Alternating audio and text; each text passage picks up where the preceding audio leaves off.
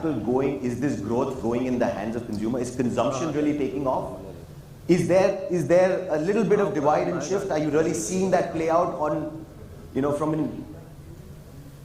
We have two investors on this panel who focus on consumption-oriented businesses. I think they're better positioned to answer that question. But yes, absolutely. Do we see the middle class in India growing? Yeah. If you look at look at more traditional businesses, whether it's FMCG, white goods, auto, we're seeing growth in all of those sectors. And so from that perspective, spending power is going up. And so then you say, okay, shelf space for established brands that have been sitting on our shelves for 20 years, there's a huge demand and interest for newer brands to occupy some of that shelf space. So from a macro perspective, it's definitely there. Now, we're investors in an e-commerce logistics company called Loadshare. All they do is focus on, they have some business in Bangalore, but they're primarily tier 2 cities in the east and northeast of India. Because their hypothesis is the future of e-commerce growth from here on out is outside the major metros. Now, whether they're right or wrong is a different point, but our view is yes, over a 10-year period, that's absolutely going to play out. And Nitin, just on that piece, because you're talking about Loadshare, 12% of our orders used to come from the northeast. And it used to take 7 to 10 days to fulfill those orders in the northeast. And so I went to Guwahati, and we actually set up a hub with Loadshare, because there are parts of India which don't have access to as much retail. They don't have access to a physical store that sells all the brands they want, like 1 kilometer away. And so all of these parts of India want to consume and will consume and are excited about e-commerce. And so companies like Loadshare are solving that problem. And so brands like ours who got sales from there but were not able to fulfill in 3-5 days and were getting returns, went there and set up a hub. And I think, like Vatsal was saying about someone he saw on the train, my Ola driver started pitching to me because he heard me talk about an investment while I was in the cab about a coffee shop in his hometown. I think this goes really deep. And I think we're sitting in an AC ballroom in a urban setting, but I encourage all of you guys to actually step out, go to tier 2, tier 3 India, because when I go outside Bombay, Delhi, Bangalore, Hyderabad, Chennai, I don't hear anything about a global recession. Things are absolutely buzzing in Surat and Jaipur and Indore, and I think that's really the pulse of the Indian consumption story.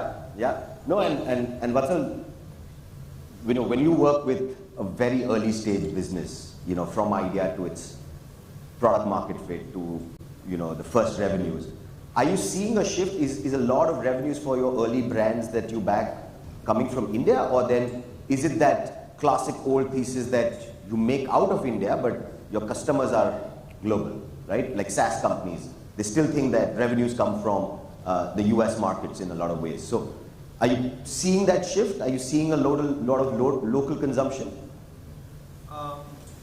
See, I think everybody's mileage really varies on this. There are some portfolio companies who have seen tremendous value creation in local markets. There are some companies that have seen tremendous value creation outside. There's a company called Vodex AI, which is a SaaS company. They just recently closed a round from a couple of investors. Large chunk of their revenue is outside. They've created a global GTM. There's a SaaS company on the other hand, Data Sutram in our portfolio, which has created completely, at scale revenues in India. There's opportunity everywhere for us, right? The fact of the matter is, like Arjun said, right? This is our time. Everything is going for us, along with the fact that we are capable as a society of selling anywhere in the world. And building for anywhere in the world, because we have so much cultural context globally, right? We have cultural context about the US, the UK, right? So much of what content we consume today is global, which gives us so much. So I don't see there's any limitation that Indians can sell globally or locally. But specifically, do I see local consumption growing? Absolutely, yes. There's no question about this.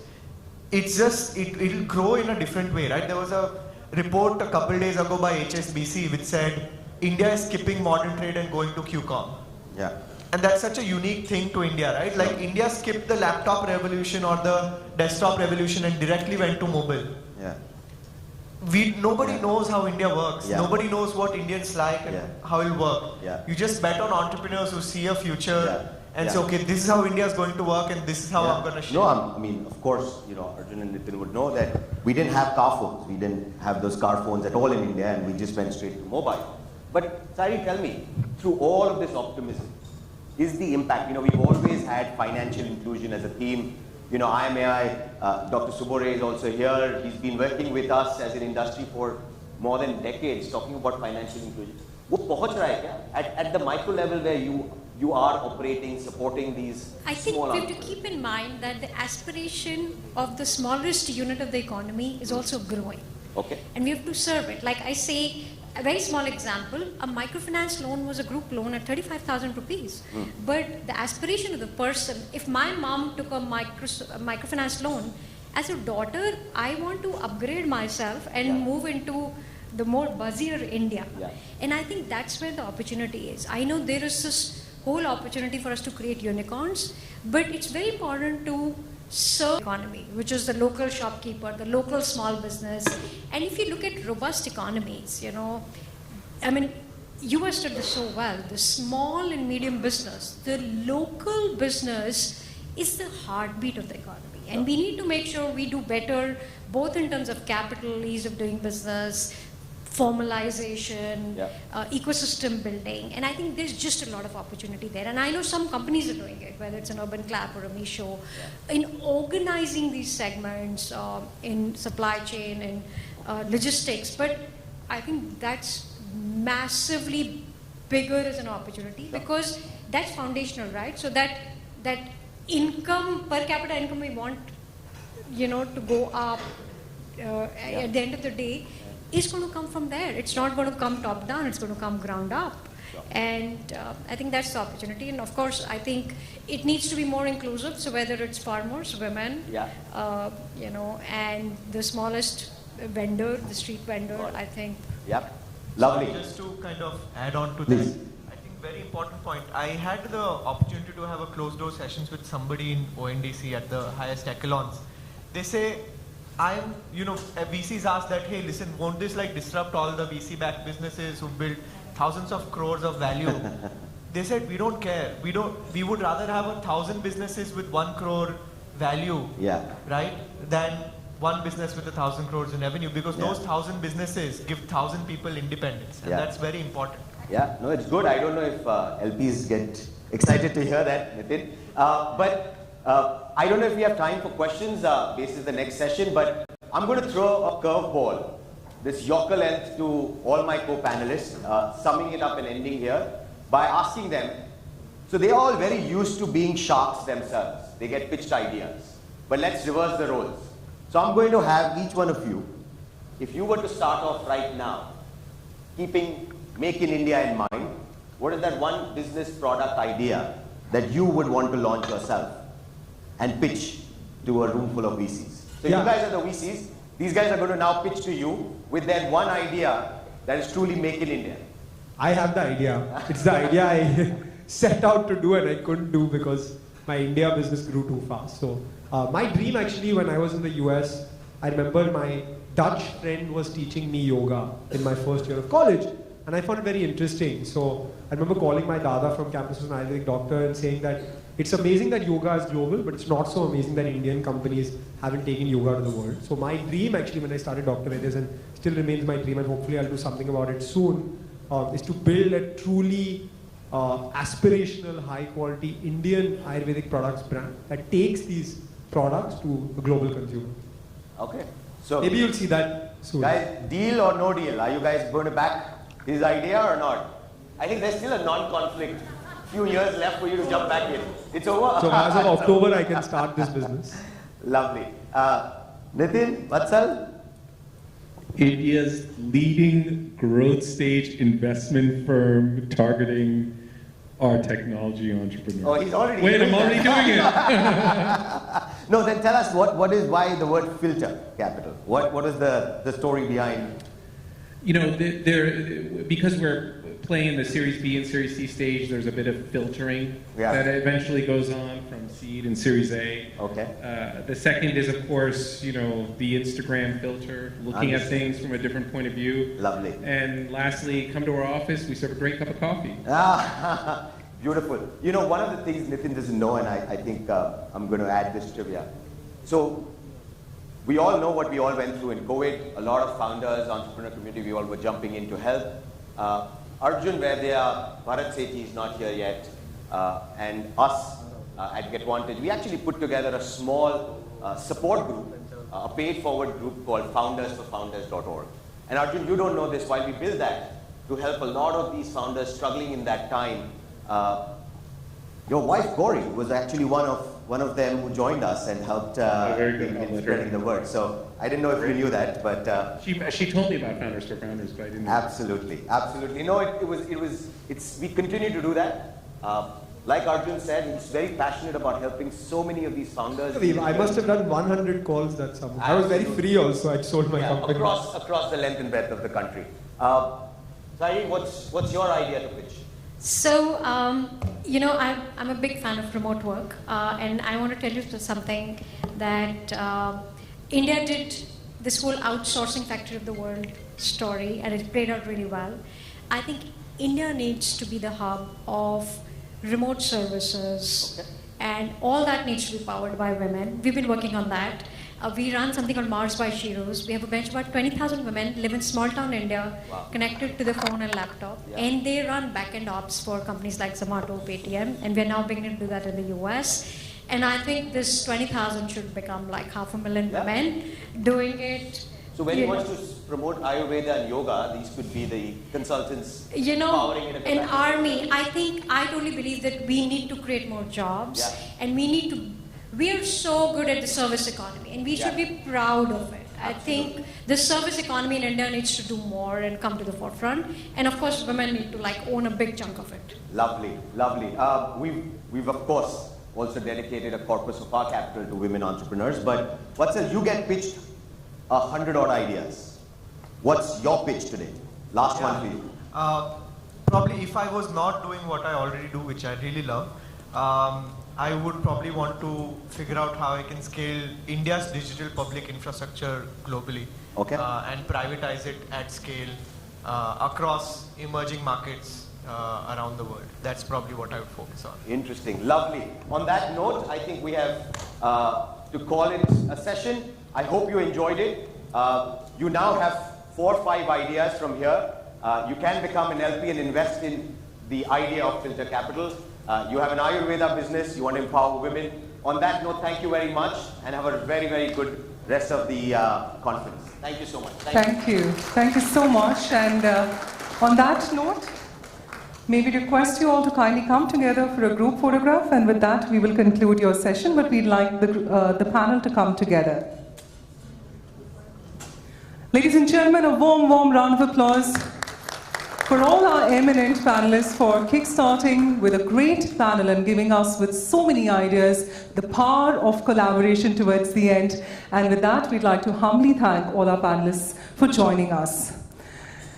So ladies and gentlemen, it is now time for our session 2 in the first chapter of We Made in India 2024.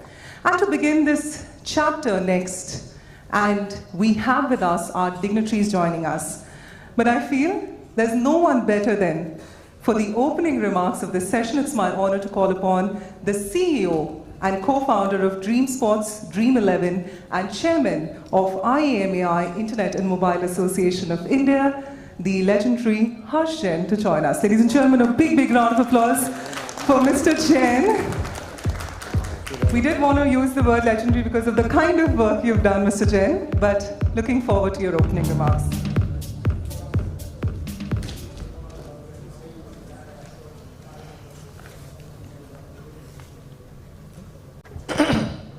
Hi everyone, thank you for being here and thank you for this opportunity. I wanted to give a brief introduction of Mr. Amitabh Kant. He's been kind enough to humble us, give us his, come here and humble us with his presence today. I think it's been amazing to have someone of his stature at this event. Mr. Kant is someone I've always admired. He's played a pivotal role in driving initiatives across India and bridging the gap between industry and government. He's focused on enabling economic growth, innovation, sustainable development, the list goes on.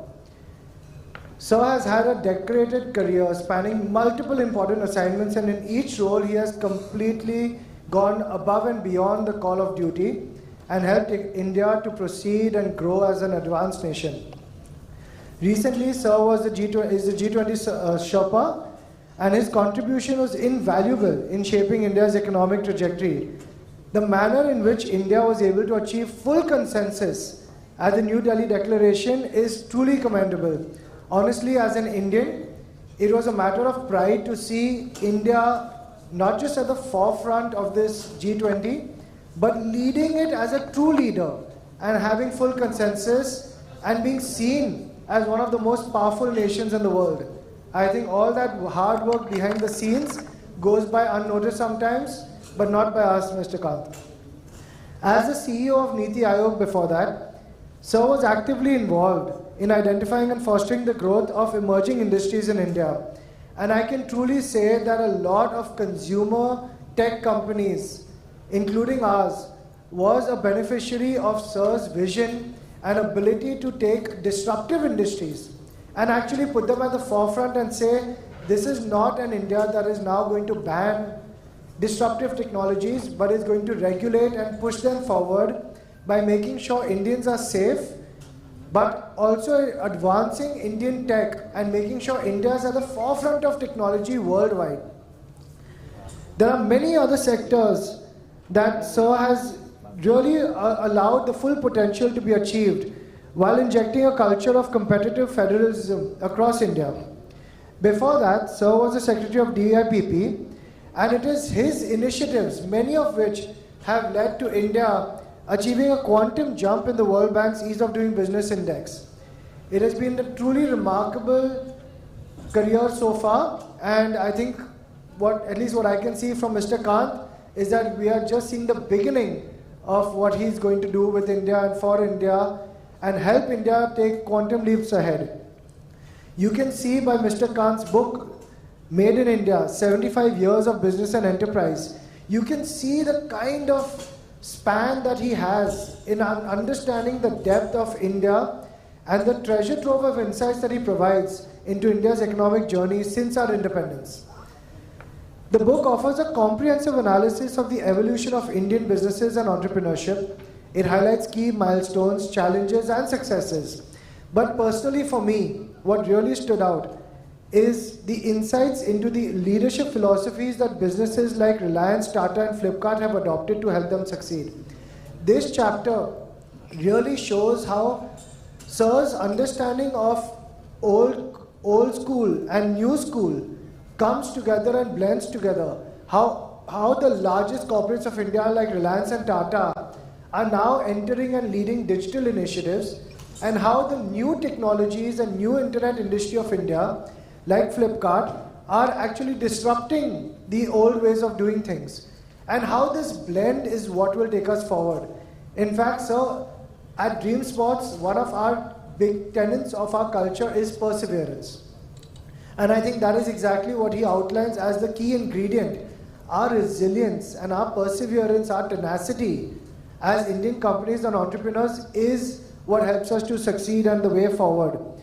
We continue to draw a lot of inspiration from your book and your methodologies, your vision, sir, and it really aligns with our focus on being perseverant and solving real problems for hundreds of millions of Indians. Today I can say that, for people like me, we have studied abroad. We've had the privilege of going abroad and studying and returning and trying to continue pushing India forward. 10 years ago, I said this last time also, but 10 years ago, 15 years ago actually, all my friends who studied abroad with me said that the way to live abroad is to study abroad and then get a job there. And that's the way, that's the, land of the free, home of the brave, and everything that Hollywood movies have inspired in us. Today I can say thanks to people like Mr. Amitabh Kant, every one of those people are now saying, how can we come back home to India? Because the opportunities lie in India. The next decade, the decade of the world is in India. And I think the last point I'd like to say is that Sir has also pushed investments in startups. How the Indian economy has moved from startups to now those startups growing up and then reinvesting into other Indian startups. And that whole VC to private equity to hedge funds and large companies having M&A budgets, allowing India to truly thrive. And I think that ecosystem is what will fuel innovation. And we ourselves have started to do that, and we continue to draw inspiration from Mr. Kant. So without saying more, I'll let Sir, who's the true legend, come here and share some wisdom with us. Thank you, sir.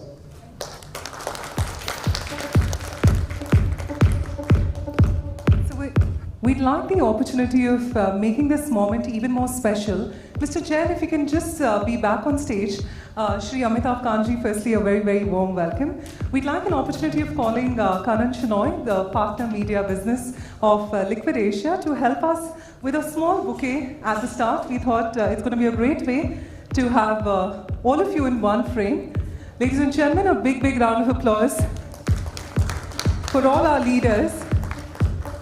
And starting with Mr. Jain, thank you so much for joining us today. And what a great moment it is to have our leaders. And we just like both of them as well in the frame. And if the three of you can just come together. Ms. Shenoy, thank you so much. Just the three of you can come together in one frame. Let's get you all in a photograph together. And ladies and gentlemen, what an iconic moment this has turned out to be in the first chapter of We Made in India. Ladies and gentlemen, a big, big round of applause. And we'd like to humbly thank the support of Shri Amitabh Kantji. And on that pivotal note, so we thank you for all you've done so far. And it's pivotal for us to now hear your address. Ladies and gentlemen, a warm, warm round of applause, please.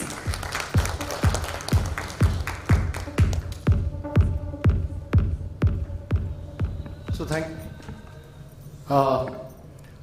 distinguished guests, ladies and gentlemen, thank you for those kind words. I'm truly delighted that there's a conference in Bombay on We Made in India. So we are today the 5th largest economy in the world. By 2027 end, we'll surpass Japan and Germany to be the 3rd largest economy in the world. And if you look at the last decade of India, what has happened is that there have been, to my mind, 3 critical components which have been very major in driving growth.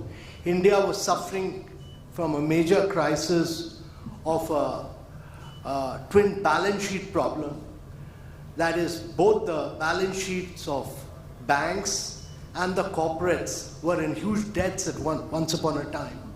And if you look at it now, both the balance sheet of the banks and the corporates have never been in such good position.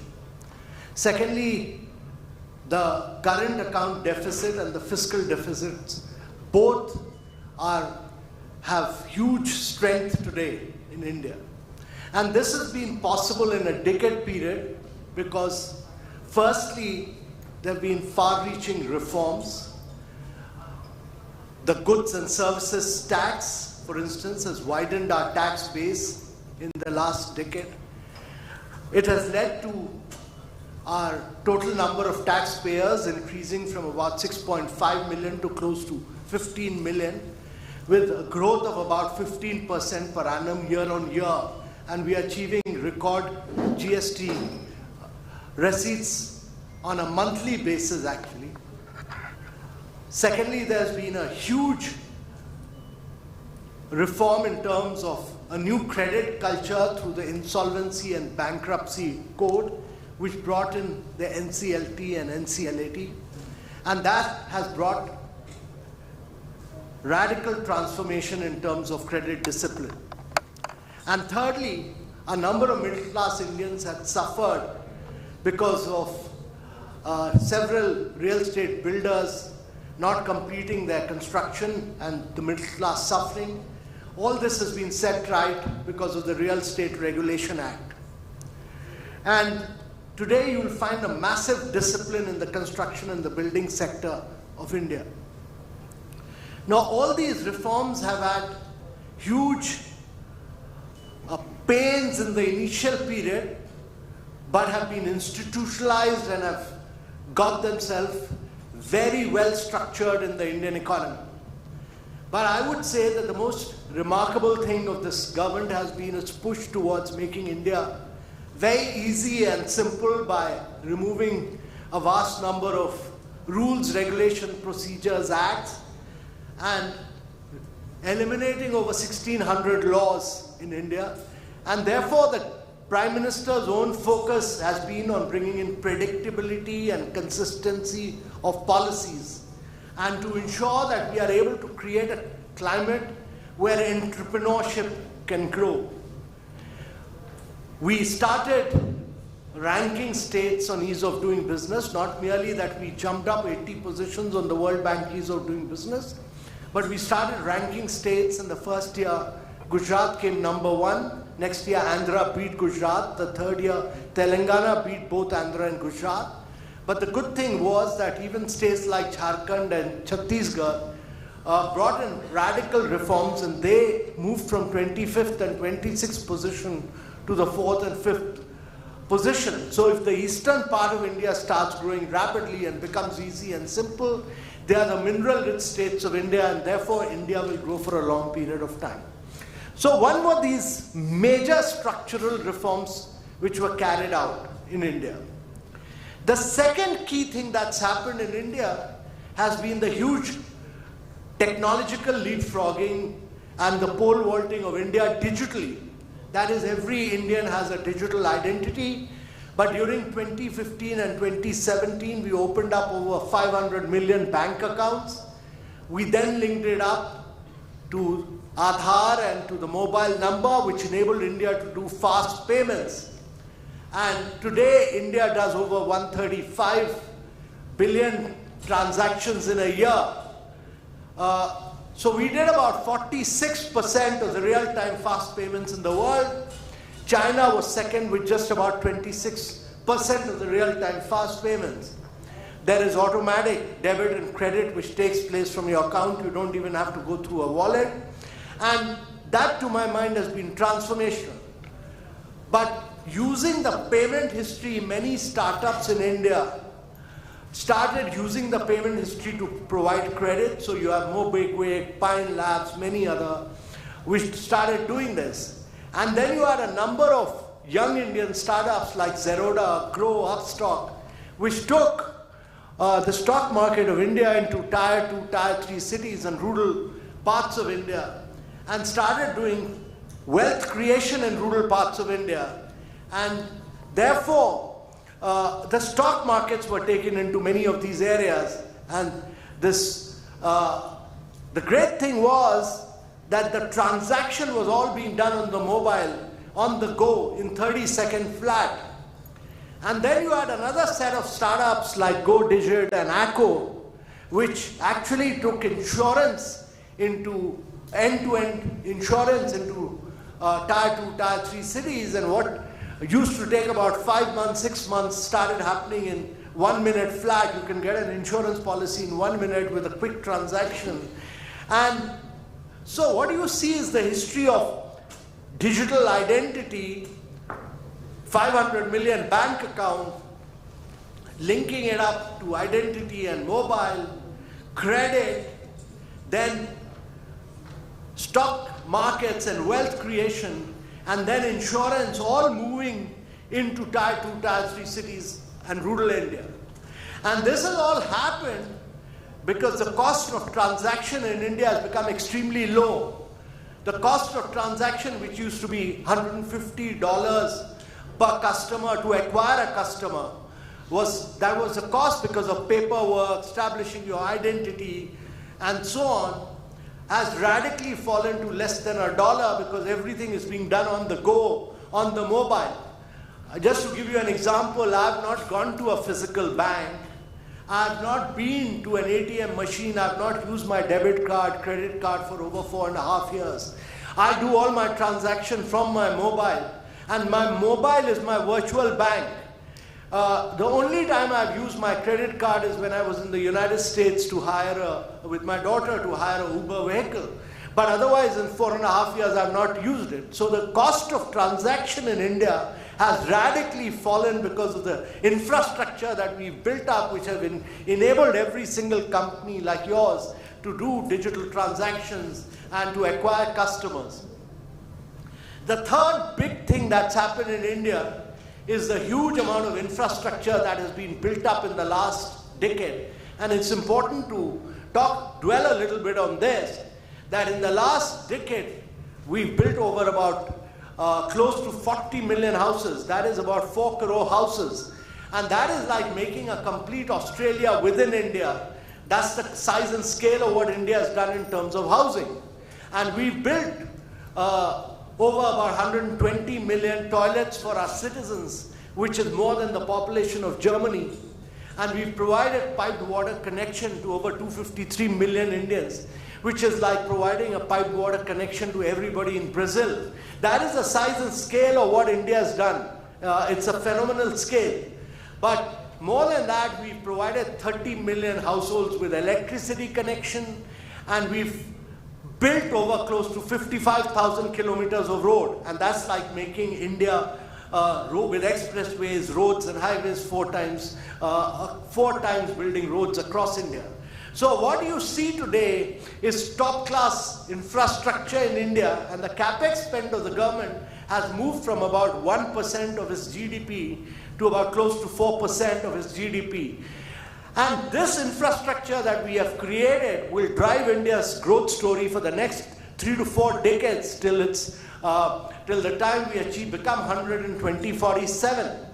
So, to my mind, the story of India is a story of huge reforms.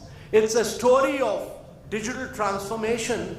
It's a story of infrastructure creation. But the fourth big thing that's happened in addition to going digital was our ability to go green. And in the last decade, we built over 187 gigawatt of renewable energy, and we have actually provided cooking gas connection to over 110 million women, housewives, which has improved the quality of their life because they moved from firewood to cooking gas connection. And we've provided 30 million households with electricity connection. But we procured over 367 million LED bulbs, which brought down radically the price of LED bulbs, but also actually cut down the greenhouse gas emission in India. We followed this policy of aggregation across states, not only for LED bulbs, but also for procurement of 5,500 buses, which radically showed that the cost of an electricity bus will be cheaper in OPEX terms than a combustion bus. And now the Ministry of Housing and Urban Affairs is going in for a procurement of 10,000 electric buses, which will make India the center for electric bus manufacturing in India. So we are going digital, but we are also going green in India in a very, very big way. And we are a young country with a very young demographic. The average age of India is just 28. And even when we become 100 in 2047, the average age will be less than 35. And therefore, my belief is that young India will be digitally savvy, it'll be green savvy, and we've now launched, the Prime Minister has personally launched a number of very far-reaching initiatives. For instance, we have a mission on quantum computing, we have a mission on artificial intelligence, we have a PLI on electric mobility and battery storage, and we have a new mission on semiconductor of 76,000 crores. Now, what this shows is government's determination to make a quantum jump in sunrise areas of growth. In the past, whenever we were growing, we were focusing on areas of, some of our traditional sectors of agriculture, of textiles, of food processing. Those are important. Those are important. But the real value in economy comes from many of these new and emerging areas of growth. So if you look at the history of all the countries which have grown at high rates in the post-World War II period, if you look at Japan in the post-World War II, or if you look at Korea, or if you look at Singapore, or if you look at Taiwan, or in recent times from 1990 to 2020, China, their growth story of 9% plus for 3 decades or more was all happening because they were getting into new areas of growth. Japan did this for automobile. They did this for automobiles, saying that we'll not merely manufacture for Japan, but for the world. This same story happened with Singapore when it became a major importer of goods, used the strength of it being a coastal country to do value addition and re-export. And you look at the whole development of China in terms of its coastal cities, but getting into completely new areas of growth. And that is why a company like today, if you look at CATL, it controls 80% of the battery manufacturing. BYD controls about 20% of the electric car manufacturing. And therefore, my view is that these new areas of growth, quantum computing, AI mission, semiconductor, and genomics and many other areas will be key to driving India's growth story in the future. And I'm truly delighted that there's a conference here we made in India, because the challenge is that India must do these areas of growth in India, because India can't grow only on the back of merely services. We need to fire on all cylinders. We need to do services. We need to do a lot of digital technology growth. We need a range of new companies to grow. And to my mind, digitally we'll grow because the cost of data is low. We have a young population. We have very dynamic entrepreneurship. All of you are very dynamic entrepreneurs. But we also need to grow in manufacturing in a big way, because that will create jobs. And we need to grow in urbanization in a sustainable manner. And we also need to grow in enhancing our agriculture productivity. Now, all these areas open up vast opportunities because the world is getting disrupted. The world is getting disrupted in a range of areas, from AI to machine learning to data to gaming to genomics, all these areas to mobility to green hydrogen, all these areas are getting disrupted. Technology is disrupting all these areas. And the challenge for India is to use the strength of India in terms of its vast scale of market to produce these services and goods at low cost and then export to the rest of the world. The market of India is not the 1.4 billion people of India, but the 5 billion people of the world who are moving from poverty to middle class. That's the size and scale of the market of the world, and that is what we need to penetrate in the coming years. And once you do that, you get what India has demonstrated is its ability to do population scale transformation at low cost. No other country in the world has been able to do the population scale transformation at very low cost, which India has done.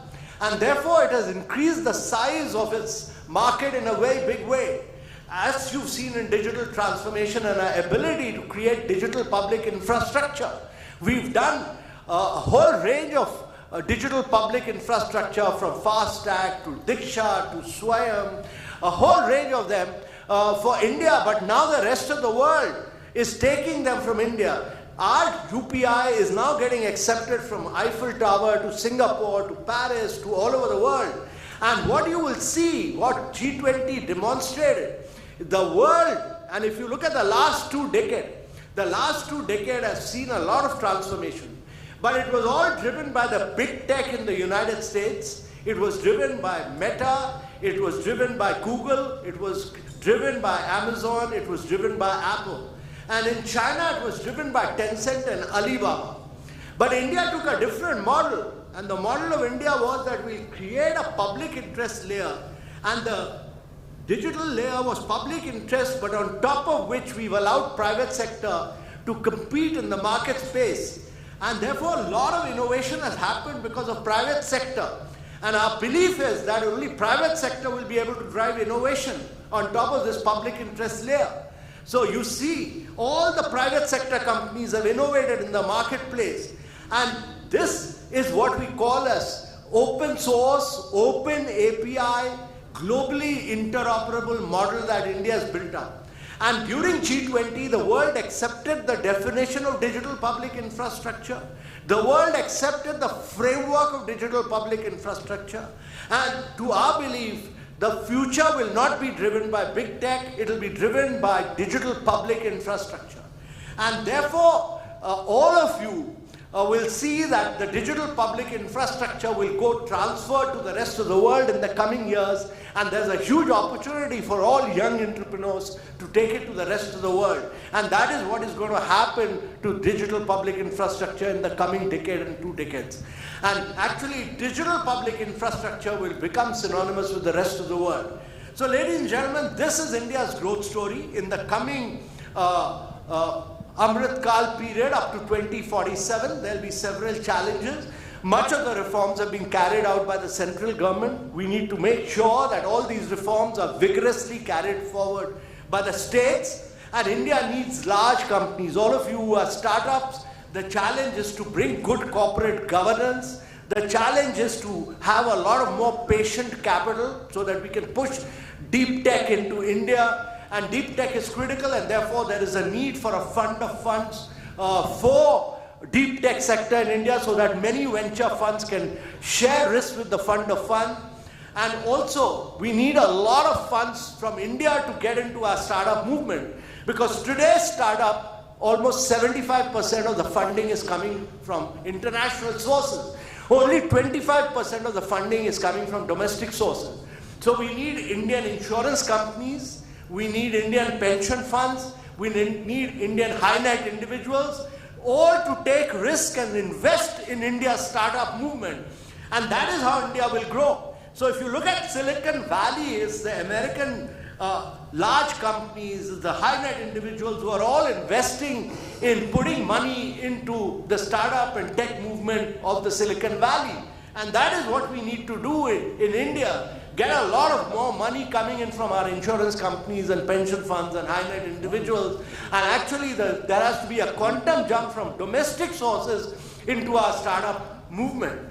This is my belief. Also, it is very, very important that there should be good corporate governance. And during G20, we came out with a very strong guideline for startups for good corporate governance.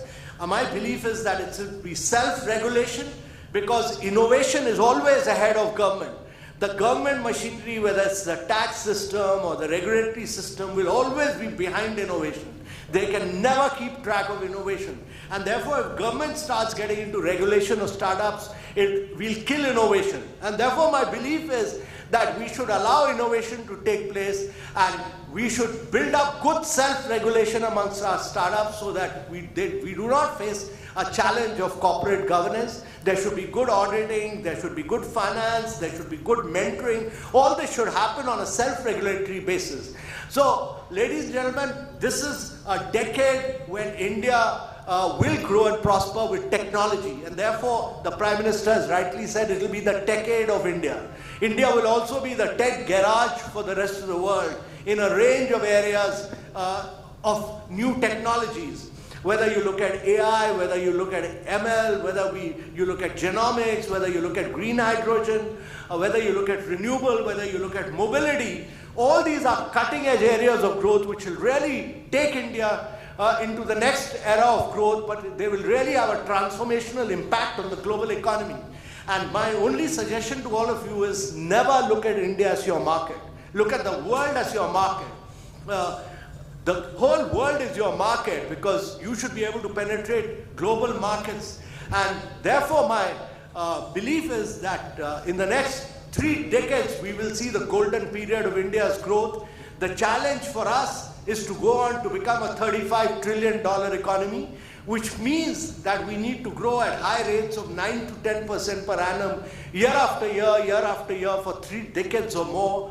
And that can only happen if we are able to also penetrate global markets. Exports will be very critical for India's growth story.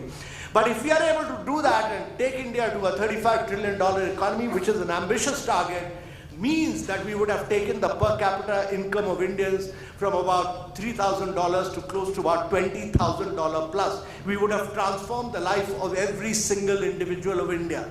And that is what the Prime Minister's ambition and his goal for Viksit Bharat is all about. And this cannot happen without a policy of Atmanirbhar Bharat, without a policy of Made in India Bharat, without a policy of involving young entrepreneurs.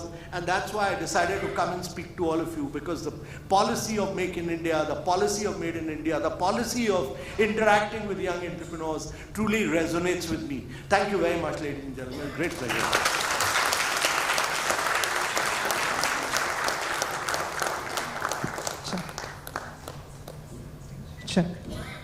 So on that note, we'd like to have the opportunity of inviting Arnab Mitra, the CEO and founder of Digibox, on stage.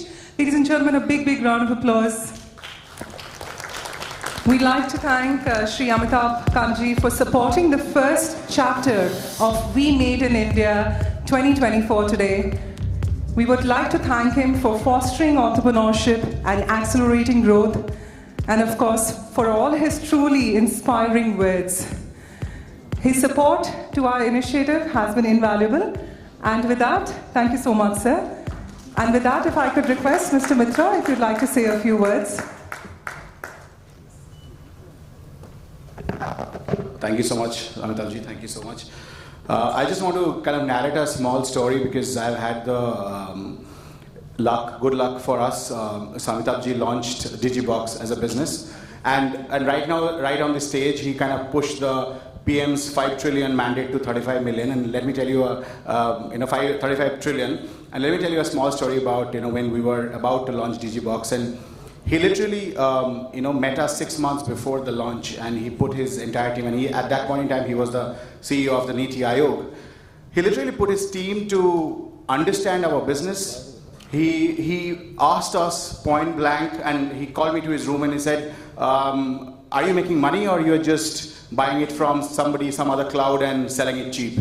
So I looked into his eyes and I had to convince him that no, it is an infrastructure that we have built. It's a completely homegrown infrastructure. He put his team for 6 months to kind of go through our product, ask us questions, do the due diligence, and only then he was ready to kind of launch Digibox. So that's the kind of meticulous, man Amitabh Kanji is. And thank you so much. I just tweeted about it that I think I have seen him kind of dialing up the energy levels of every panel that he speaks, and today was no less. So thank you very much, and thank you everybody as well. If you can just join me for a big round of applause for Amitabh Kanji.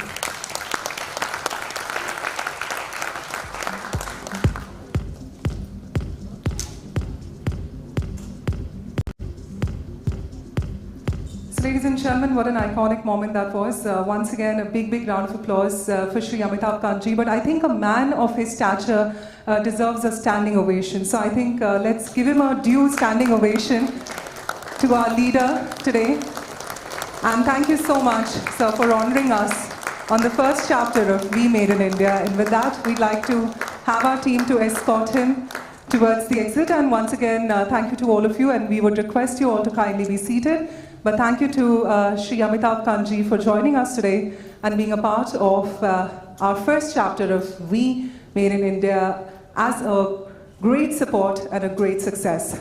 So ladies and gentlemen, with that, it is now time for us for our next session on the India story. It's time for me to extend a warm welcome to the CEO and Director of Hitachi Systems India. Let's welcome none other than Mr. Anuj Gupta.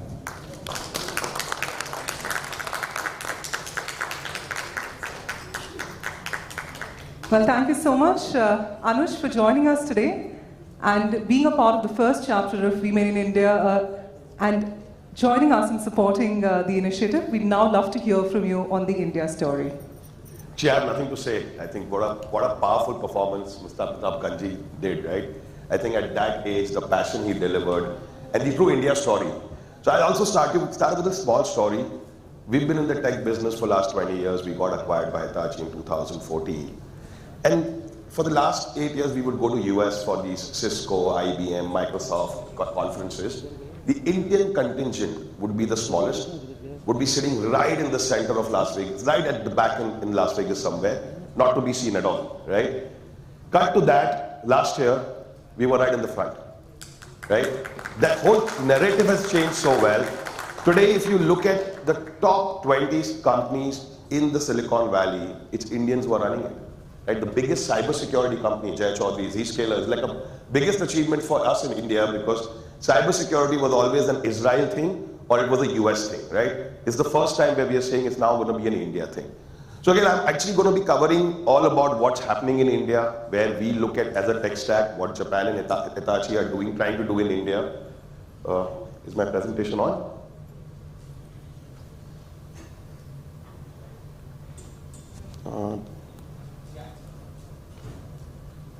It's moving?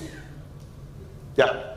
So this is the India decade, right? What you've been hearing from everyone, that this is the India decade, and we are really looking at technology playing a very, very important role in this. And again, with the kind of investments that we are seeing in startups that are coming in India, with all of the stories around it, we look at this as the next minimum of a $10 trillion business in technology in India, which will be delivered to the world. It's not moving. Are you going to do next then? Yeah, so this is Amitabh Kanji is no longer here with us right now, but yeah, he's the man who actually got us on the map, right? The Make in India story, Incredible India, Startup India, and Aadhaar, of course, was one thing that he brainchild and he gave it to us. Next. So these are, again, we've all been talking about these numbers all this while, but if you really, these are again slightly old numbers, but if you really look at it, what are we talking about? 10 billion UPI transactions, which is doubling almost 2x in a year. Volumes are 3x. Again, so Startup India was 1.26 lakh startups that have got registered as of day before. So this whole economy is really getting into entrepreneurship.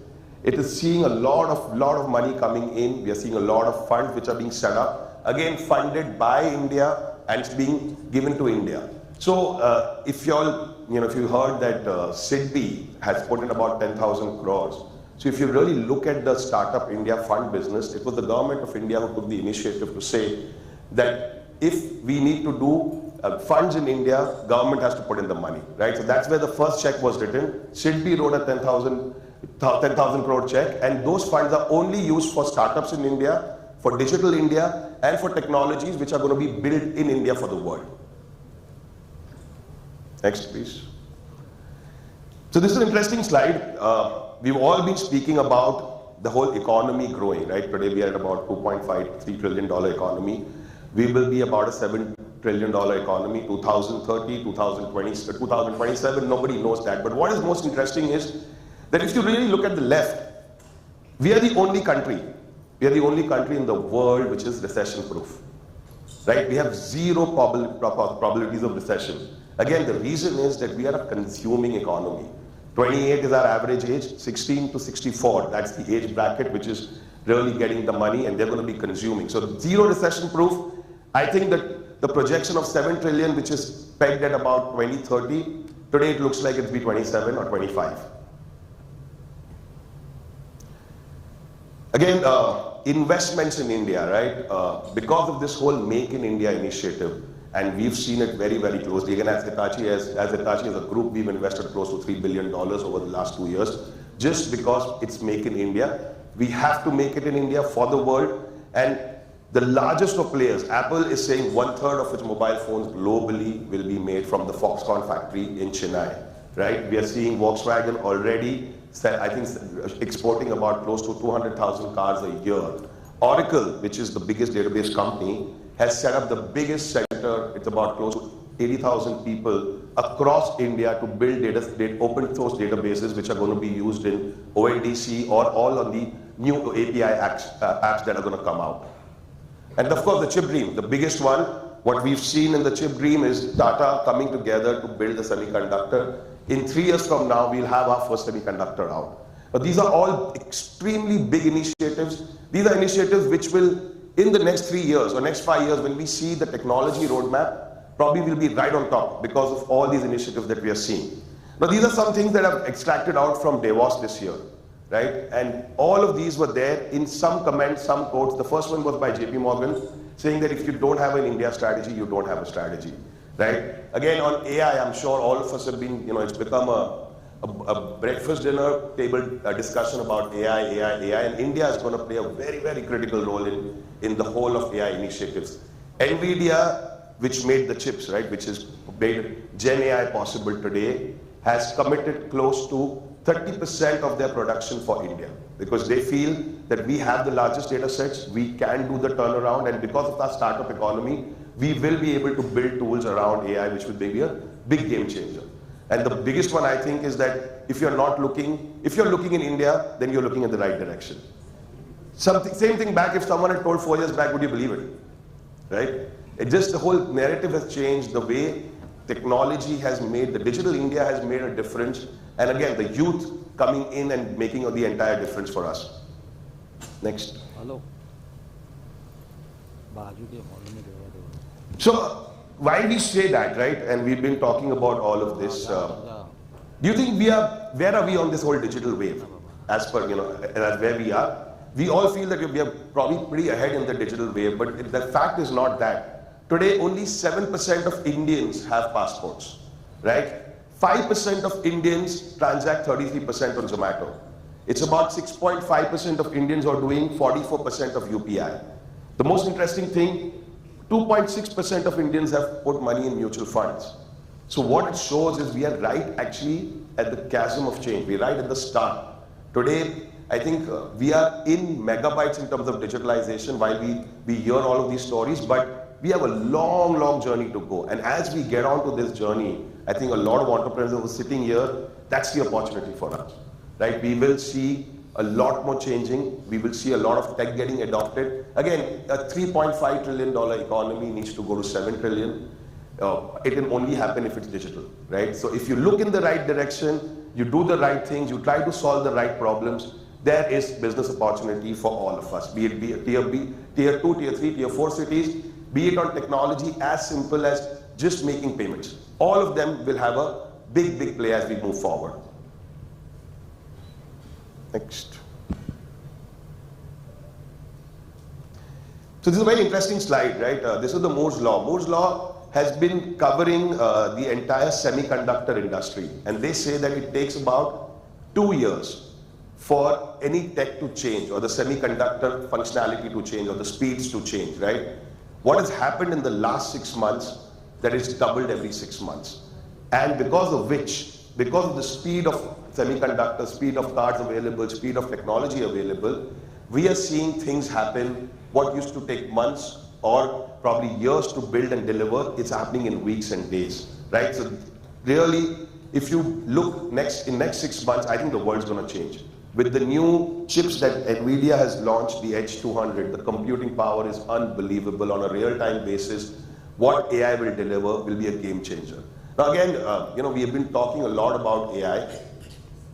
Next, please.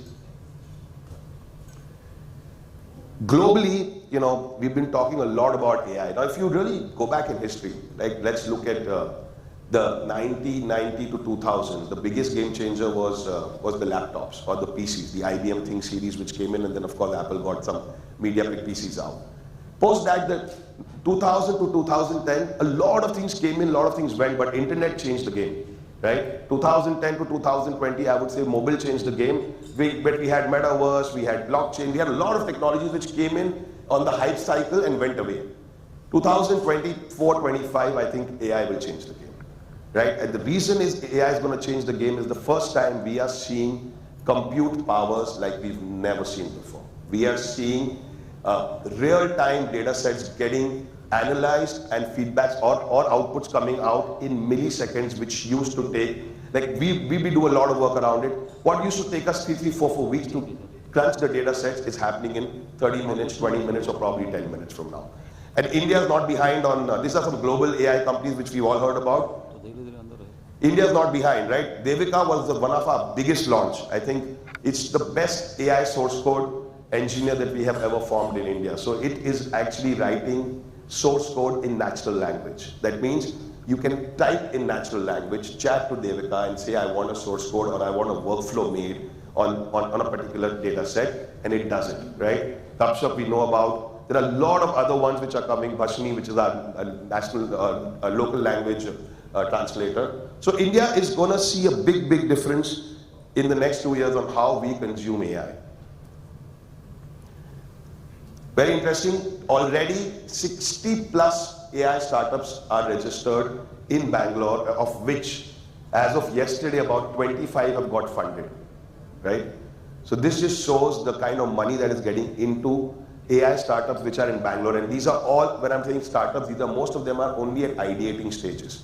But the game is going to change, and we are going to see, at least I feel it's $1 trillion economy, only AI, especially on the Gen AI part, right? AI has always been there, but the generative AI is going to be what will be the biggest difference as we move forward. Sorry, yeah. Some interesting things, again, if you look at, these are all Indian startups in different spaces. Some of them got listed. Expilo is our own local server storage company that got listed. TAC was $1 billion, which happened just about a few weeks back. Analyst was another company which got bought by Trend Micro, again a global company. PingSafe got bought by SentinelOne. It's a $3 billion company buying a $100 million company in India. So what is happening is that now suddenly, especially in the tech stack, we have truly become global players. There is a lot of interest in India. Again, we have the kind of numbers, we have the kind of IDs. So we are seeing that a lot more money will come in the technology space. And the reason I'm highlighting this is because all this while, especially in the cybersecurity domain, all of that money was going to Israel. So there was an Israel-US corridor where all the money would go in, but now we are seeing a lot of it coming into India. And as Hitachi, also we are looking to form an India-Japan corridor where we will be investing a lot in specifically Gen AI, cybersecurity, green power. That are the core domains that we're going to be looking at. Next, please. I'm just going to quickly run through what we are doing in India today. So we as Hitachi Systems, as Hitachi, we have about close to 28 companies in the country. About 6 of them are in the tech space, and each of us are fairly big sized. But together we employ about close to 60,000 people in different technology space, the biggest one being Global Logic. And these are all the group companies that we have in India. Mobility is again another big one for us. We set up a large rolling stock plant in Bareilly in UP, which is making all the metro coaches. So if you see the Mumbai metro coaches, the Karnataka, Tamil Nadu, all of them are being made by Hitachi. And now we are supplying it from India to UK and US. Some of the solutions that we deliver, I'm going to skip this. Sorry. Next, yeah. Something that I wanted to highlight is, again, the reason why I've got these logos out is if you see State Bank of India, the National Skill Development Corporation, the RBI, all of them, all this while, our Indian banking, financial services were always behind because they were never in front of technology, right? So a private bank, or HDFC, or an ICICI, or a Yes Bank was always more customer focused. They had much better technology. But in the last 2 years, these banks have outrun most of the corporate banks in terms of the way they've upgraded their technology infrastructure. I think if all of you are watching IPL, look at the SBI card quality, the ad quality itself, right? The game has changed. Next 3 years, the public sector banks are going to be adopting a lot more technology, which is a very heartening thing because these are the ones who go to the last mile to give money. A very interesting thing, SBI has launched, linked with Aadhaar, you can withdraw up to 5,000 rupees at a Kirana store in Itarsi or any remote place, and if you are out of money, just on your Aadhaar authentication, that is your biometric or your iris authentication, you can withdraw up to 5,000 rupees from any small kiosk in the remotest place of India. Right now, this has all been able to deliver because of the Digital India initiatives, and of course, a lot of us as technology providers have worked very closely with these guys to make sure that this is delivered. something on AI that we are doing. So we actually invested in an Indian startup which is called IndiGen AI, where we're trying to build our Indian LLM. So the whole AI works on a large learning model, and there have been a lot of open source models that are available, but we're trying to build the local LLM model, and then of course come out with solutions around that, which will be very, very India-centric, and then of course we take it global from there. Yeah, that's it from me. Thank you very much. Any questions, or I think we are out of time, right? Yeah, I'm open if any questions if you guys have.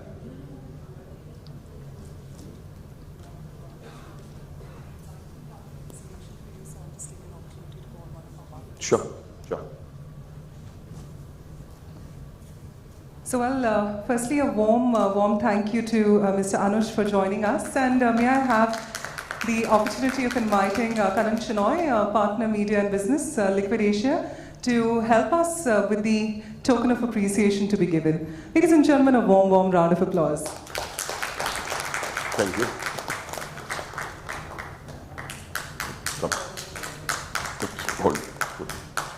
For all the ones who are continuing the applause, I think everyone can encourage one another. And thank you so much, Mr. Gupta, for highlighting the India story. And thank you for being a part of the first chapter of We Made in India event for all of us. And ladies and gentlemen, I'd also like to highlight on the Power 15 Networking Coffee with Shri Amitabh Kanji, which is happening right now in ballroom number 3, where handpicked individuals who have registered already get a chance to network and discover synergies that could potentially catalyze transformative business endeavors. So if any of you are in the room right now who have registered for the Power 50 Networking Coffee, please head towards ballroom number 3 so that you can have the opportunity. But remember, it's only the invite only and the registered individuals who can participate in this. The team is going to be helping you with further details. So, well, with that being said, ladies and gentlemen, we'd like to encourage all of you to continue the conversations with our hashtag, We Made in India, as one word. And now, it is time for our next conversation. Well, in our first panel discussion, we spoke about what does Made in India really mean? What does it incorporate? We had panelists come up and give us ideas as to what can be done. But now, our next panel discussion is going to be on the role of marketing and media in building the Made in India narrative. It's now time to discover how the marketing and media shape the captivating narrative of Made in India, celebrate also innovation, heritage, as well as excellence. It's time to also explore the power of storytelling in showcasing India's rich cultural and entrepreneurial spirit.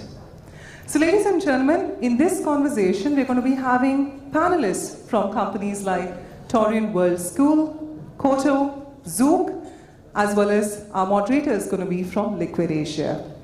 So, ladies and gentlemen, on that note, first it's my honor to invite the moderator and curator of this session, Head of Creative Services of Liquid Asia, Sunil Gangras, to join us on the platform. Ladies and gentlemen, let's give Mr. Sunil a warm round of applause and invite him shortly on the stage.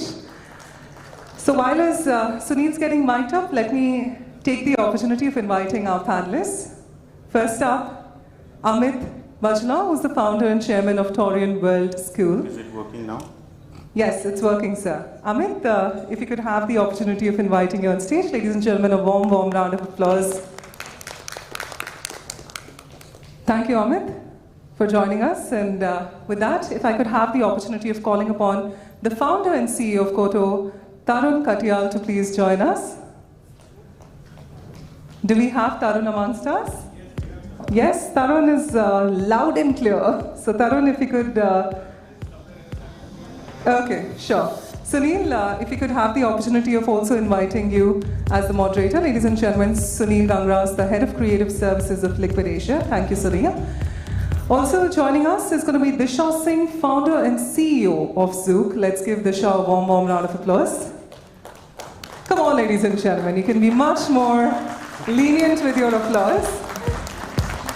And with that, we're going to be, of course, getting Tarun to be seated, but I think the opportunity is right. If we can have Sunil to start off with the conversation for the time being, and if we could have all of you to be seated, please. I think, yeah, that's a good idea.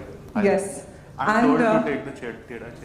So, Sunil, you could choose either extreme left, right, whatever you'd like, so that you can have a able conversation with your panel. Yeah, definitely. And Tarun is here too. All right, Tarun has taken out the valuable time. Ladies and gentlemen, Tarun Katiyal, founder and CEO of Coro. Thank you so much. Cool. So I think let's begin without any further ado. So we had like some very interesting sessions happening. There was solid energy on the floor when Amitabh Kanji, left the room. So we would want to continue with that energy because that is the, I think, topic of our discussion. So if we are talking marketing and media, so let's make some noise. So we'll start with the panelists, and I've had like a very interesting conversation with them. They said that let's keep it unstructured. Like I and Amit were talking that, if we are discussing about the future of marketing and media and the role that it plays in the We Made in India narrative story. So in that sense, I think passion is the first thing that really, comes together. So passion, because, we have had the history where we have been making in India. I think, there have been times where, it has not gone across the borders. It has not been, discussed, so heavily unless and until somebody from the advertising and media and, the other fraternities came together and decided to make noise about it, whether it is the services, whether it is the products that we have built. And today that is what we are going to talk. So we have like a, very diligent panel, and, they have come from different walks of life, somebody is, and we are like trying to put that whole narrative together where, if we are coming together, how we are building the story and how we are like really making the narrative a little larger than life.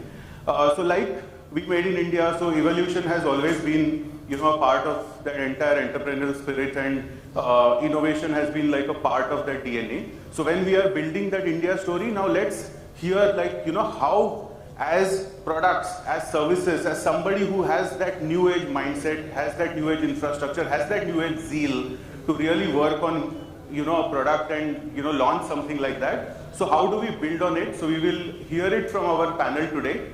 And we will hear about, leveraging the storytelling bit, because storytelling is really crucial. We will talk about the strategic approach that they have had. And we will also, I think, discuss about how they went about, their whole story. How did they build the brand? How did they build the Make in India identity at a larger stage? So let's, I think, begin that discussion. So starting with, maybe, let's have a word with Amit. So Amit, when we talk about this, We Made in India narrative, and like, we have all been a part of it. So how did the story go? When we talk about We Made in India, so how does it, build? What are the challenges, that one had to overcome, when you started your journey? So I think Make in India is a fantastic narrative, which probably for the first time we saw in this country. Right. Where everything comes under one slogan, so to say, that Make in India. It breeds confidence in entrepreneurs that we can make it in India. Now, we already see a lot of momentum happening in the last 10 years. Yeah. We see a lot of entrepreneurs coming on stage and taking up the challenge of making products in India. Now, I see a lot of challenges that we have to face. Right. The first thing, the first barrier is probably our own mindset. We have made in India since ages, but we have made in India for India. We have not looked across borders. So I think one challenge is that we have to think global. All of us must make in India for the world and not just for India. True. Which means that we also need to be competitive for the entire world, or in the entire world, which means price cannot be a permanent competitive advantage. We have to look at quality. We have to look at building products for the global audience. The third situation I find here is not just make in India or the ease of business, but also scout in India. I'll give an example. when I did business with China more than 2 decades ago, it was very easy or comfortable for entrepreneurs like me to go to a shoemaking hub or a toy making hub or an electronic products making hub, which I think has started in India. This government has created manufacturing hubs, which is making it easier for foreign buyers to come in India and meet factory owners, look at options. So I think these challenges, and of course our logistic costs has always been higher, which makes our products more expensive for the international market. True. So I think all these challenges are being addressed. The government is doing a fantastic job in making our laws simpler, in making our logistic cost much cheaper, and also helping entrepreneurs think globally, building that confidence. True, true. No, rightly put. I think, it is really, really important that, we showcase that prowess no matter what challenges we have. So let's look at, I think, India as like a cultural hub. It is like extensive, there are so many opportunities. We heard from the earlier panelists also that in every corner, maybe everybody is looking at a challenge that they want to solve. So let's get it, from Disha, because, you have like a product, and, we are talking about a, product that is launched with a lot of passion, and, you have started your journey. We just spoke that it's been 6 years. So you want to tell us something about, how the diversity, is really panning out, and what are the challenges you are facing when you are launching a product and you are going the global scale? So let me just say what we make. So we make bags, wallets, footwear. Yeah. And all of them are proudly Indian, 100% vegan. If you look at our products, and why I'm talking about my products, and I'll answer your question eventually. Certainly, yes. Is this that we are in the bags market, which is flooded by Western designs, and we are the only player who makes India-inspired design. Right. And that leads to your question where you are asking that we have such a diverse culture, we have such a good craftsmanship, and I a little bit disagree with Amitabh in terms of we don't have good quality. In fact, the majority of the luxury brands make their product in India. So it's about the perception of what we sell in India rather than export in India. The largest export houses are in India who are exporting across the world. Right. So it's about what you make for India, to be very frank. So in terms of culture, I think we have seen, so we started our journey 6 years back. We used to say proudly Indian when, to be very frank, nobody, like this Atmanirbhar came little later, but we used to say proudly Indian all the time. And we have seen that shift, that when we used to say this 6-7 years back to now, I think there's a lot of adoption which has happened. I think the youth take their proudly Indian roots very seriously, and they themselves flaunt saying that, I'm carrying Zoop, which is a made in India product. It's an Indian product. They remember so our products are also named of different states of the country, and they remember and they signify that. And I think all of this has happened because whatever government has done in the last 4-5 years, it has given that. So we are not ashamed of saying that we are Indian. I think we are very proud of saying that we are Indian, and that's why we value the kind of products also that we make. But having said that, as you said, there are a lot of challenges in this as well. Like how to make good quality products, the perception around Indian products for that matter. The perception is always that West ka product अच्छी quality का होता है at whatever price that you sell. So I think that is what gets addressed by marketing, to be very frank. So in our marketing, we very proudly say कि हम made in India ही बनाते हैं, but we make very high quality products. So if you go on our website, you look at different avenues that we talk about, we very proudly say कि हम India में ही बनाते हैं. And we try to shatter that वो कि अच्छा India में बनाते तो शायद प्रोडक्ट अच्छा नहीं होगा, via telling about different stories, the research that goes into our product.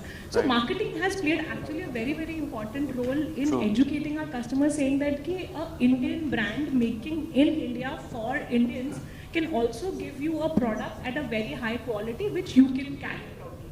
Absolutely, absolutely, bang on. I think one of the related cases is recently we were having a conversation about the industry, and typically when we are talking about marketing and media, and you're talking about ad club, and every time you look at it, it was always the Western conversation, right? We would look at the international awards, and we would say that, okay, that is the real meaning, that we get, and, the Indian awards, don't stand a chance. There is no substance to it.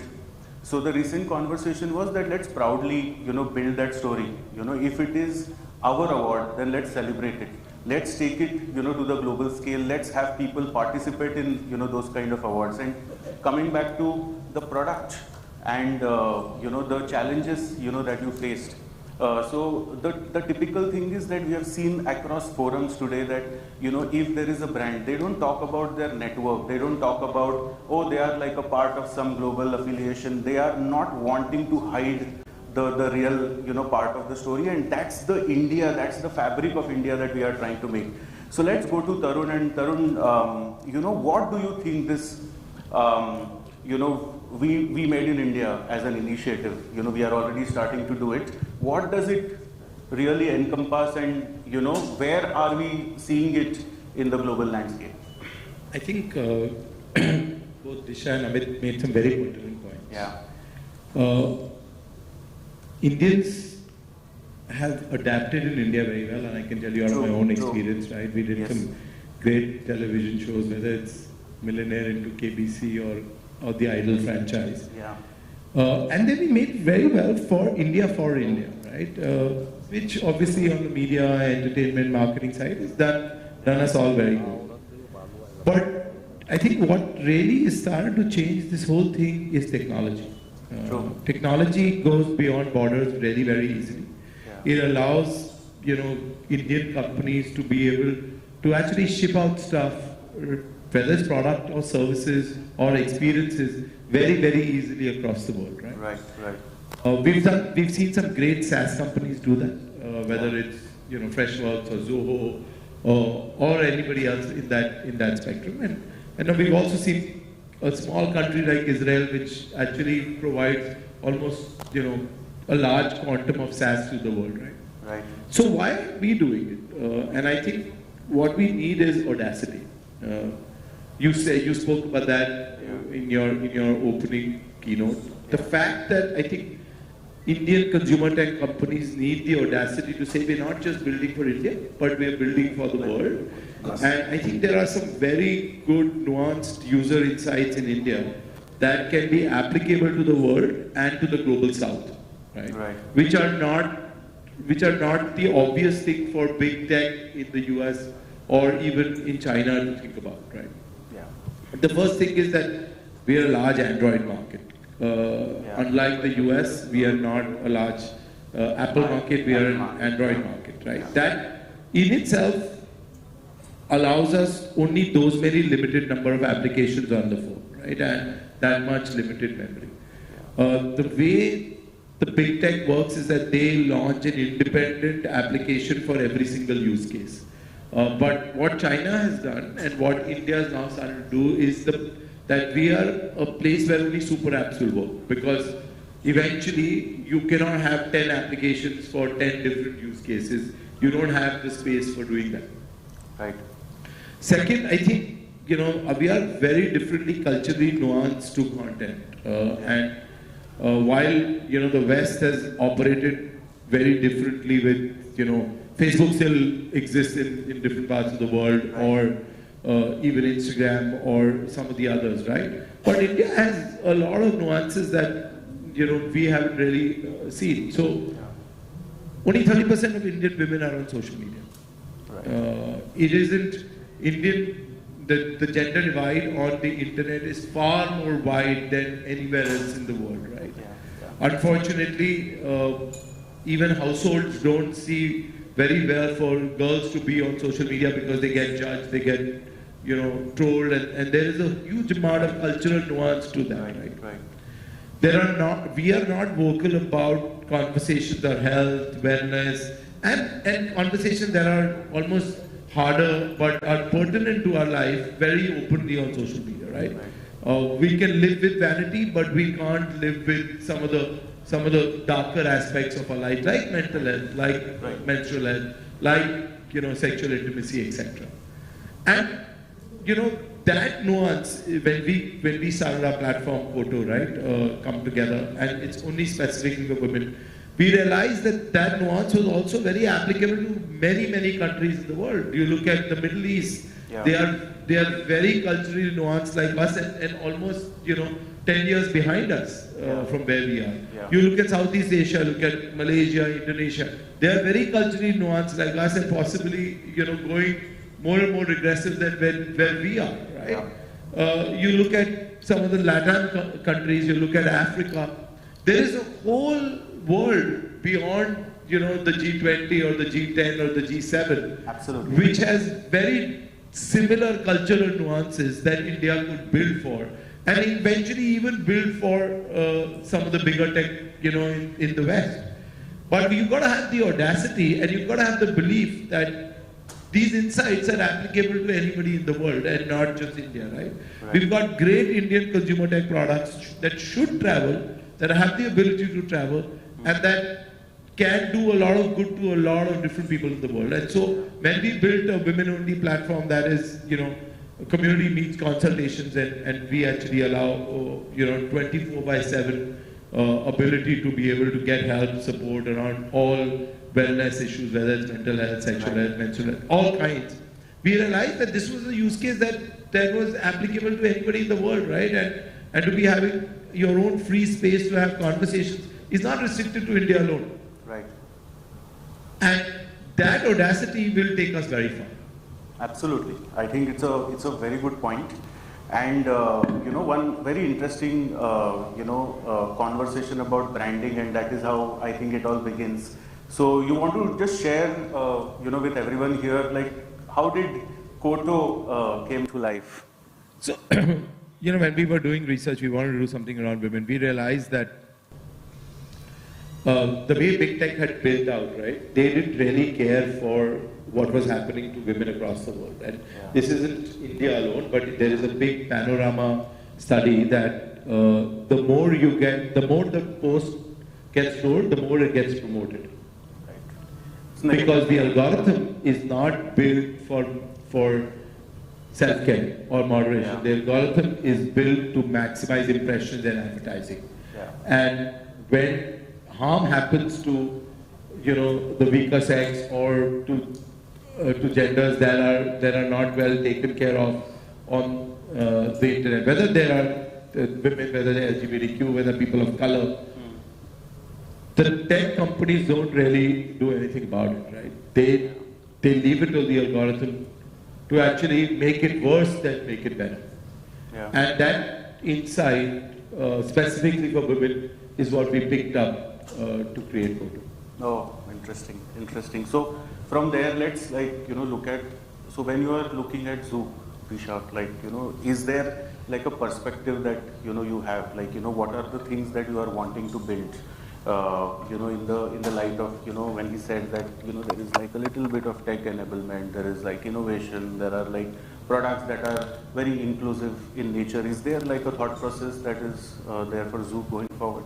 Sure. So at different parts of our business, we are using different things that you mentioned, be it innovation, be it tech, or be it innovation in design as well. Yeah. So we have the largest R&D in the bag space in India, for that matter. Right. And our R&D is all for, generally said that designing is very arts. But we have bought a lot of processes to make it more science plus arts to get the right product to the consumer. And I think that is a lot of thing that largely brands in the lifestyle and the fashion space in India miss, which West does very well. So they bring in a lot of technology in while designing the product. And technology is not only in terms of, in the supply chain part of it, but also in the initial part of it. So we have seen that whenever we have included, for example, one of the things that we do is we run a very comprehensive surveys, and it boards on call, on emails, on SMSs, and a lot of it, and we do a word mapping to figure out what are the major problems if we are talking about, say, office bag as a category for that matter. Yeah, right? Yeah. And this is something that we are not aware of, but in India, lifestyle and fashion space doesn't do, but a lot of Western brands do. So we are bringing that in our designing phase itself. In terms of supply chain also, we have seen that bags is largely imported imported from China, and there are typical few reasons for which this pricing is one. But if you go behind the pricing, you will realize that when you streamline the processes become faster, and then one person output per day is higher, and that's why your price goes lower, right? And that's what we saw. Okay, we can at least learn from what has been happening there and try and implement here. Though we don't own our own manufacturing, but we work very closely with our vendors, and there are 3-4 vendors that we have identified, and with them we are working how to bring in that particular technology which has helped China scale so well in terms of bags manufacturing in India. So I think that's what we are utilizing in the supply chain domain. And of course for the marketing, I think there is so much that we can do in terms of messaging. So we have always been we have seen most of the fashion and the lifestyle brands talk about pricing, talk about the USP of the product, but very less about the branding element of it. And that is what we have been doing in the last 2.5 years, where we not only work with a national celeb, so Sara is our brand ambassador, but we also work with a lot of regional celeb with regional languages, talking about what we are trying to build, which is, their video will start with saying proudly Indian, 100% vegan, and not talk about the product itself, right? So there's a lot of different departments that we are employing technology and innovation for that matter for Zouk.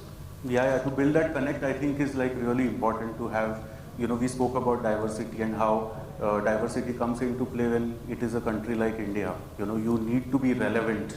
And you mentioned the right thing that, when you are looking at the USP of the product, you are looking at a design, and maybe the design has some philosophy and that is not rendered in the communication channels, in the marketing, then, somewhere there is a mismatch. So Amit, going to you, we talk about education and, we spoke about EdTech, and you largely have worked in the education and innovation space. So what do you think, the role of, design, branding, is in that space, and how does it like really amplify the image of the product? So I feel in the last 5 years, the way we consume product has changed. The way we bank has changed. The way we order food has changed. The way we, conduct business has changed. But if you look at education, the way we teach and the way we learn, there has been a very, very small difference. And believe you me, tech in education is not about a smart screen in a classroom or a video which can be rendered or a video which a student is consuming. So we are largely a me too when it comes to tech in education. I have met and I have analyzed multiple edutech companies, and there is a serious lack of India-centric solution. Now, let me share an example. Most of our education system is government regulated, at least from grade 8 and above. Now, as a school, we have been historically teaching kids as job seekers. We have not really cultivated their mind to be thinkers. We have not collaborated enough. And that ecosystem is seriously lacking in this country. I feel like UPI has gone global, or it is due to go global. I think it's one of the biggest success story in India, which has touched millions and millions of lives. I feel that something of that scale is awaiting to be done in the education space.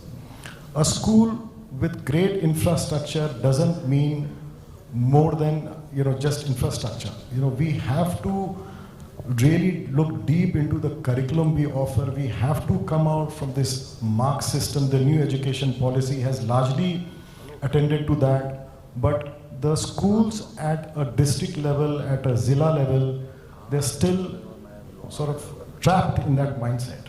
So I feel Make in India, for it to propel for decades, we need to look at how do we transform education so that the next generation of workforce is tuned to take it over. Yeah, so that they don't really look for a job, but they are having that mindset where they want to build something. Like there is a school in Italy, which is, it is a K-12 school, but at that level, they are entrepreneurship-centric school. They have startup labs in a K-12 school. I don't see it, happening anywhere in India. So I think at a school level, one must create thinkers and people who want to take the risk and build, businesses. True. So coming from that, whole mindset where I think, it needs to start from the beginning and it needs to be fed, where that mindset sort of evolves into a larger narrative tomorrow for the India story. Now, we spoke about technology, but, like coming to the products, because you have a service that you're offering, but if you look at the product in particular, and, Disha, we can go to you. So, what do you think, because there is a lot of conversation that is happening today around sustainability, around ethical practices. And when we talk about those kind of, terms, there is like a process, like you said, that there is a lot that happens, in the background. So you want to tell us how does marketing and media, come together to really push, that narrative when it comes to sustainability and ethical practices, because that is the whole dialogue that is there in the story. I think, Cyril, if we want more and more people to adopt sustainability and more conscious living, I think we just have to make it look cool. And that is what marketing does. And that's what we have realized. So right now, being Desi is cool. And that's why Proudly Indian is cool. Right? And that's why you will see so much adoption and people proudly saying that, I am wearing an Indian brand ka juta, or I am wearing an Indian. We heard that earlier today. Right? So it is about making sustainability cool, and that only happens by marketing. And we have seen that when we, so we used to say we are vegan brand 6 years back when people and we posted one of the post and we got comments saying that yaar ye vegan bags mein kya hota hai, to khana hota hai. Right? From there to now, I think we have also graduated, and Indian ecosystem in general has, people have also graduated, where when you keep on saying something again and again in a manner which today's generation understand, I think that is when the adoption kicks on, and that's what we have seen work very well for us. We very, very proudly say we are proudly Indian. We say our bags are very Indian. And it's the way of saying it.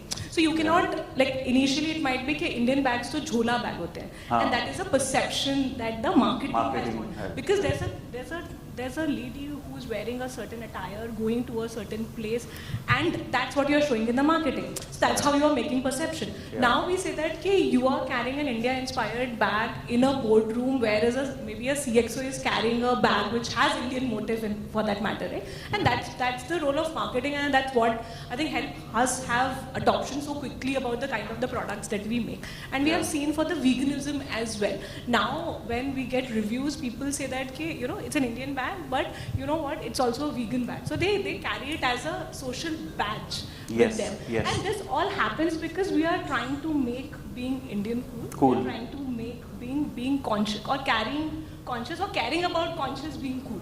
So I think that's what the role of marketing is, mota moti. I think that has been the topic of conversation earlier also today. So when we said we made in India, and people were really discussing that, how can, some ballroom in Mumbai have a session which talks about we made in India? But that is how big it is, and it is cool. Now it is relevant, like you are saying that, if you want that India to, be intrinsic to the entire infrastructure, that we spoke about, and then there is that subservient culture which is also feeding into the whole ideology, then in that case, that perception really, really matters, and that perception is something that is obviously driven by marketing, like a bit of, media. So let's go to Tarun, and what do you think about this perception, and what is this, fabric of perception that is driving it? Yeah, she spoke about how perception becomes reality over a period of time, and I think it's true, right? One of the things that we've, committed ourselves to doing, following on from my earlier conversation around, health and wellness, is to be able to destigmatize wellness, right? There's a huge amount of stigma that's linked to mental health, right? It is. And thankfully, the Gen Z and the millennials are waking up to the fact that this isn't something that you need to be ashamed about, right? Yes, yes. And I think that's the cultural shift that we're trying to make, that we as a country and we as a race, as a nation, have always been very proud about talking about our issues, right? Why are we hiding this? Why are we going behind doors and saying, hey, we are all okay on the surface, but we're not okay in the inside? Right. And that one effort we are actually taking even global. So this whole destigmatization that even people like Deepika, when she's come out and spoken about her mental health issues, right, and a lot of others in Bollywood, right, they're becoming the icons of change, and that change, like she was talking about veganism or sustainability, for us really that change comes from destigmatization, right, and getting more and more people from India and globally standing up to the fact that we are not okay and we want to become okay, and it's okay to talk about health and wellness and issues that they have. It doesn't make you any lesser. It doesn't make you any more complete or incomplete in the society or in your culture. And as education is one thing and culture is another, right? Yeah. You can be very educated, but unfortunately your cultural roots may hold you back from having the right kind of conversation, right?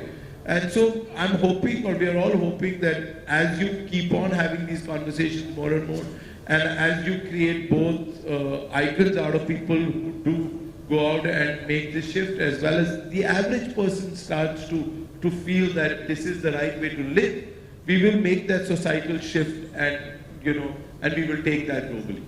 True. No, I think well put. I think that is what needs to happen. That whole destigmatization, I think, really needs to happen, and we need to build from there. So, talking about the education space, there has been always this thing that, मेरा बेटा तो बाहर ही जाएगा पढ़ने के लिए, and he would maybe go to this university, and I'm really trying, and that is where the levels are really up. But India is also coming up, and if we are talking about relevance and if we are talking about badge value, like Disha was saying earlier, so how does it fit in the world of education? Are there challenges? So statistically, you have about close to 15 lakh students who are studying overseas in a year. Right. That's a huge drain on foreign exchange. Absolutely. Yeah. Many of us in this room would have gone to foreign universities, including me. And my experience is, some of them are very, very, very good, but I think Indian universities and schools are really coming up. And the reason is that in the last decade or so, I see a lot of investments happening there. You have large players entering the space who are creating infrastructure, who are training people and educators at a global scale, at a global level. So I feel that while we do Make in India, for Make in India and education, you have to get students from all over the world coming into India. You'll be surprised to know that there are 15,000 students from India who are educating themselves in a country like Bangladesh. Look at us. We are a nation, probably the largest population in the world. We have fantastic intellectual capital. Absolutely. We have a long history of education. Our education system has been strangulated. So, when I was building my school, that's a passion project that I have. I run other companies as well. And I thought, why shouldn't I create a boarding school which is different than others and which is at a global level in terms of infrastructure and teaching and all that. So I feel now is the time when India as a country would really need to see some very drastic transformation in education to be able to attract that Made in India concept where we have students from all over the world coming into India.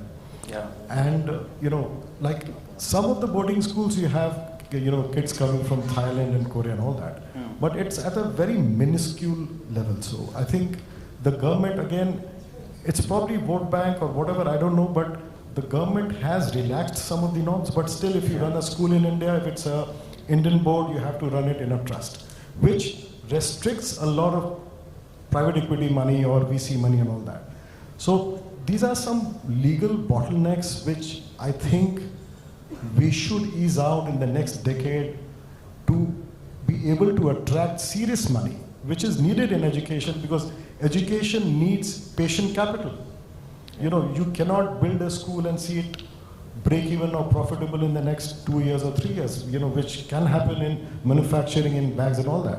So I feel, you know, lot needs to be done. Yeah. And with the, you know, education bodies conversation in Delhi, we see that there's a very positive intake at the government side where they are looking at these challenges. And I'm really hopeful that in the next decade or so, we'll see some very interesting transformation happening. Yeah. No, transformation I think is really the key, and you know, if you look at the entire narrative and how people are sort of imbibing it, it is happening at quite a lot of speed, you know, more than, you know, we envisioned. Maybe 5 years back, we wouldn't have thought of We Made in India in this light. You know, today there is like a whole pride, you know, that is associated with We Made in India. And I think that has come from the efforts that have, you know, gone into it. Now, whether it is the, you know, change, you know, in some, you know, reforms, whether it is the policy change that is happening, whether it is the mindset level change that we spoke about. But, you know, while we are doing that, there is also, you know, some sort of a, you know, transformation that is happening where I think there are communities, you know, that are built, and this traditional measures of those communities are breaking, you know, whether it is the communication part of it, whether it is the media part of it. And, you know, we have all been like a part of, you know, media. We have like a rich panel handled media. So what do you think, Tarun, like, you know, from a media perspective, like, you know, because I think the platforms are changing, the interaction, the way the stories are told and the way the stories are narrated and the way people are responding to those stories are changing. What do you think is really the new change that is driving this, you know, story in the media space? I think the entire media story is kind of done, right? Yeah. The traditional media is going to unfortunately fade away. And yeah. I think that reality exists. Yeah. Also with Gen Z, the other reality is that long form entertainment is finding itself very hard to sustain. Right? Yeah. There are few younger kids who want to spend that much time watching that length of content, right? Yeah. So where does it all take, you know, where does media consumption go? Increasingly, it's going to become short form. It's going to become algorithmic, right? Yeah. And kids know their algorithm today. They will not let you actually interfere with their YouTube or their Instagram algorithm, because they know that if you are going to consume something else, it will creep into their feed, right? Right. The big part of all of this is going to be able to build consumer platforms or content in India that is very relevant to our culture, the nuances that are applicable to us. Yeah. And I think to take from where Amit was saying, to be able to make some of this into value creation for Indians, right? Currently we end up watching a lot more gaming content that is global. We end up, you know, doing a lot more social media content, or at least platforms that are not Indian. But I think the investments that are going into building the new age media platforms, whether it's gaming, whether it is community platforms like ours or others, and also being able to make them cross-border.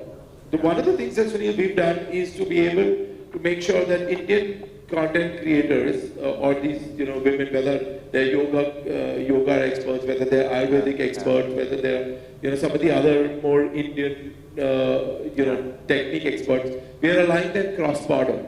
And we realized that there was a lot of need and demand for some of these globally, especially yoga, right? It is something that everybody wants across the world, and a lot of good yoga teachers from India don't get that access. So technology can allow for a lot more cross-border media content and a lot more to go across to many other parts of the world. Yes, yes. No, I think a great point there when you know, spoke about transformation, and we said that, you know, how technology is like playing a role where there is access, you know, and that access is also seen, you know, when you talk about the product stories, like the access is integrated in the product. Like, you know, he said that, you know, because of the access, then there is like a cross-border thing that is happening. And the relevant point is that, you know, the next phase, we spoke about India story, but we are also talking about vehicles, whether it is the media vehicles, whether it is the marketing tools that people use. And today there is also a shift that is happening where you are talking about the Indian philosophy getting embedded in those tools and in those thought processes, because that is what is the future of content. So do you think that at a product level, when you are marketing about it, it is the Indianization that is like really hitting the mark? I think the best part of today's generation is that they are superbly aware. They are very well read. They know everything. At least that is what they want to believe. Right? So they know everything. So the best part for brands like us is this, that we own up. So we produce in India and we say we produce in India. We make Indian products and we say it's an Indian product, right? True. So it's very easy for us to communicate to our customers who are today's generation, right? Who will face problem is this, that when you make in India and you project your Western, you do something very differently in the back end and you talk about it very differently. Because now it's not about you bring in a celeb and they say, hey, this is a very cool product, please go buy it, right? The consumer are not, they are aware that ye celeb pe use bhi nahi karna, right? So in that level of depth, these guys are aware of, right? And that really helps for brands who are very authentic, who are like, I own up what I do in life, right? And that connects with the today's generation very well, and that helps brands like us to communicate our story with a very smaller budgets also to today's generation. And I think that is what has really helped brands like us grow, and marketing for that sense is superbly important, in terms of how we communicate. So as he was also saying right now, that short format content is there. They don't see long form content so much, right? But at the end of it, it is all storytelling. Whether you say story in the longer format, whether you say in the shorter format. At the end of the day, what we are selling is a story. It can never be a product. It can never be a Sigma for that matter. It needs to be that emotion behind it, and that the new age brands are also adopting very well, and I think that today's consumer is also adopting very well. So that we see resonate very well for brands like us, who understands the consumer very well and talk to them in their language. Right. No, I think it is thanks to personalization that we have been able to really tap into this potential, and we are reaching the right audience. And I think the most important thing that you brought up is how I think Tarun was also talking about it, how the short format is selling. We have never imagined that maybe there will be a film that will be made in 5 minutes, and now we have that as a category in some of the award shows. Talking about content, even like the consumption patterns, like there is no shelf life whatsoever, and you are just wanting to absorb on the go. So on a closing note, what I really want from you guys is like, if we are talking about the short form content, and if we are saying that in short, if we are building a narrative, we spoke about innovation, we spoke about the spirit of entrepreneurship, we spoke about passion. What are those drivers, like if each one of you can talk about some specific drivers that will take this journey ahead, because this narrative is just getting built and it is like catching pace. So what are the things that will change and bring a dynamic shift in the way we see this story? 2 words: audacity and talent. I think we've got to have the audacity to think that we can go global, and yes, we need to back it up with good quality talent. Absolutely. So for me, in terms of communication, it will be all about brands now being more authentic in what they say, and owning up to a lot of the science behind their product. I think the more you talk about it, because today's generation is not buying on whims and fancies, they are buying on researching about a product. The sneaker culture is not only about the good-looking sneaker, it's about the whole ideology. It's about the ideology, sneaker as well, right? So the communication needs to be more about why this product specifically. And second is that you need to talk to them authentically, which is superbly important. So these are the 2 things we have said, we have seen that play out well for us. Absolutely. Amit? I feel it's vision and confidence. Vision, for any entrepreneur, I think vision is key. So I think we should start with the vision that I have to go global. It can take 5 years, 10 years, decades, but whatever. But we have to have a global vision for this Make in India to succeed in a true sense.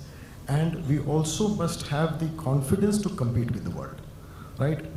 I'm sure Disha, as she said, she faces a lot of competition from China. I think 70-80% of the bags that Indians use is imported from China, right? Yeah. I have worked in the bag industry in my very early years, and I've seen that, they are far ahead in terms of the ecosystem. You have the machines, you have the ecosystem of repairs of machines, spare parts, dies, everything, right? Which makes their manufacturing faster and cheaper and more efficient, right? So I think we will have to build that strength over a few decades, right? And have that confidence to compete with the world, not just in terms of price, but also in terms of quality. Yeah, yeah. So I think wonderful. Thank you, really, for joining me as my co-panelists in this session. So Audacity, I think the whole thought process and how we are going about it, and the confidence that we need is definitely going to tell this story. So it was a wonderful session. I think thank you for all the insights and taking time out to be with us. So let's hope to make this narrative bigger and bigger, and catch up more often to share those success stories. Cheers, guys. Thank you. Thank you so much. And with that, if I may request our entire panel to please come together for a group photograph. Let's get you all in one frame and get the moment out of hashtag We Made in India as one word. Ladies and gentlemen, let's promote and inspire them with a warm round of applause. And with that, if I may request our panelists to please stay back, as I'd now like the opportunity of inviting the Associate Vice President of IAMAI, Mr. Kalyan Biswas, to help us with a token of appreciation to all our eminent panelists. Starting with, of course, Sunil, we'd like to thank you as well for curating this conversation for us. Ladies and gentlemen, a warm round of applause for Sunil. Thank you so much, Amit. Thank you for joining us today. Thank you so much, Disha.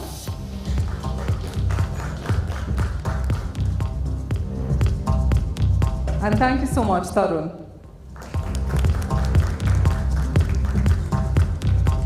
So well, with that, we'd like even Mr. Kalyan Biswas to join us in the frame for one final photograph together.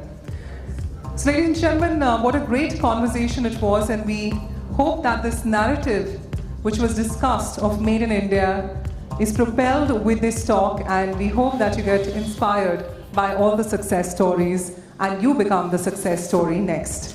So with that, a big thank you to all our eminent panelists. Thank you for joining us on the first chapter of We Made in India 2024. Now, ladies and gentlemen, let's go on to our next topic, the dark matter of Indian digital storage. And we are honored to have with us the founder and CEO of Digibox. It's my honor to re-invite Arnab Mitra on the stage. Thank you, Mr. Mitra, for joining us, and we look forward to the talk ahead.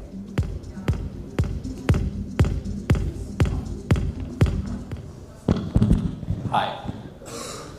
Okay, the best part of this session is that I am in between the lunch and you. Okay, so unless I see everybody clapping for me, I'm not finishing this session. So, okay, one more round. Okay, thank you so much, guys. Okay, cool. So, I think some of you were maybe here when I was discussing Digibox as a business which was launched by Amitabh Kant a couple of years back, and what we intend to do. And today's event is actually a testimony to what we intend to do at Digibox. It is, we strongly believe that now is the time for the country to essentially focus on things that are built here. It's enough that we have looked outside, we looked at the western sides, and we've kind of taken things forward from there.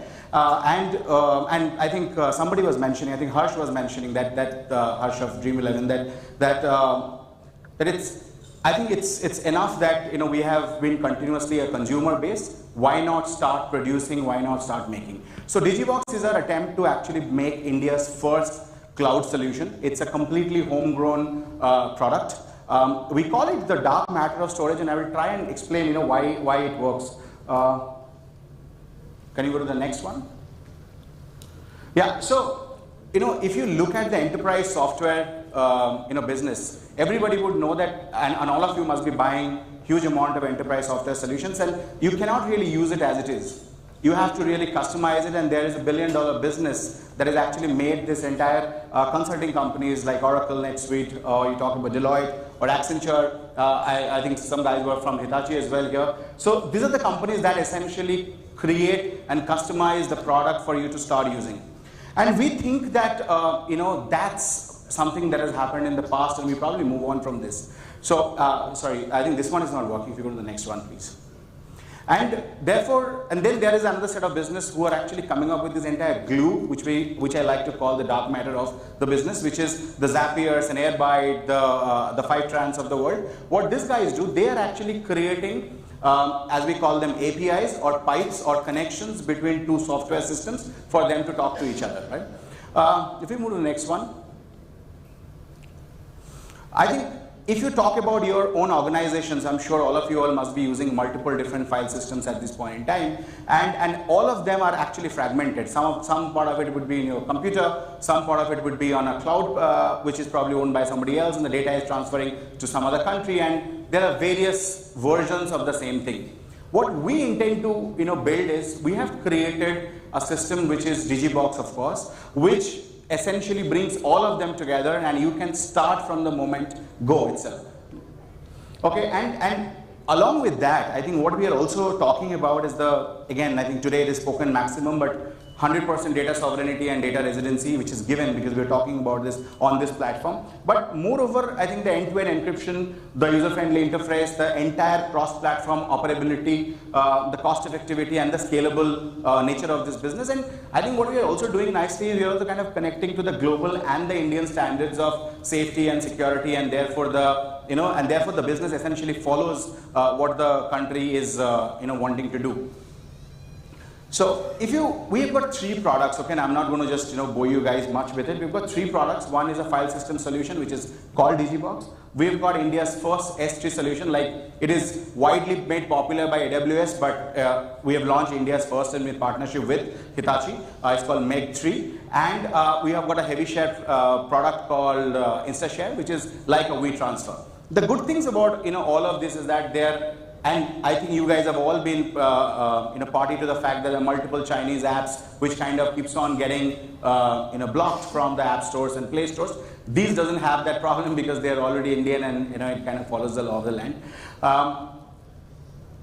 Yes, and we've got various products, and I want you guys to probably download our app. I don't know if you guys have received a book of Amitabh Kanji.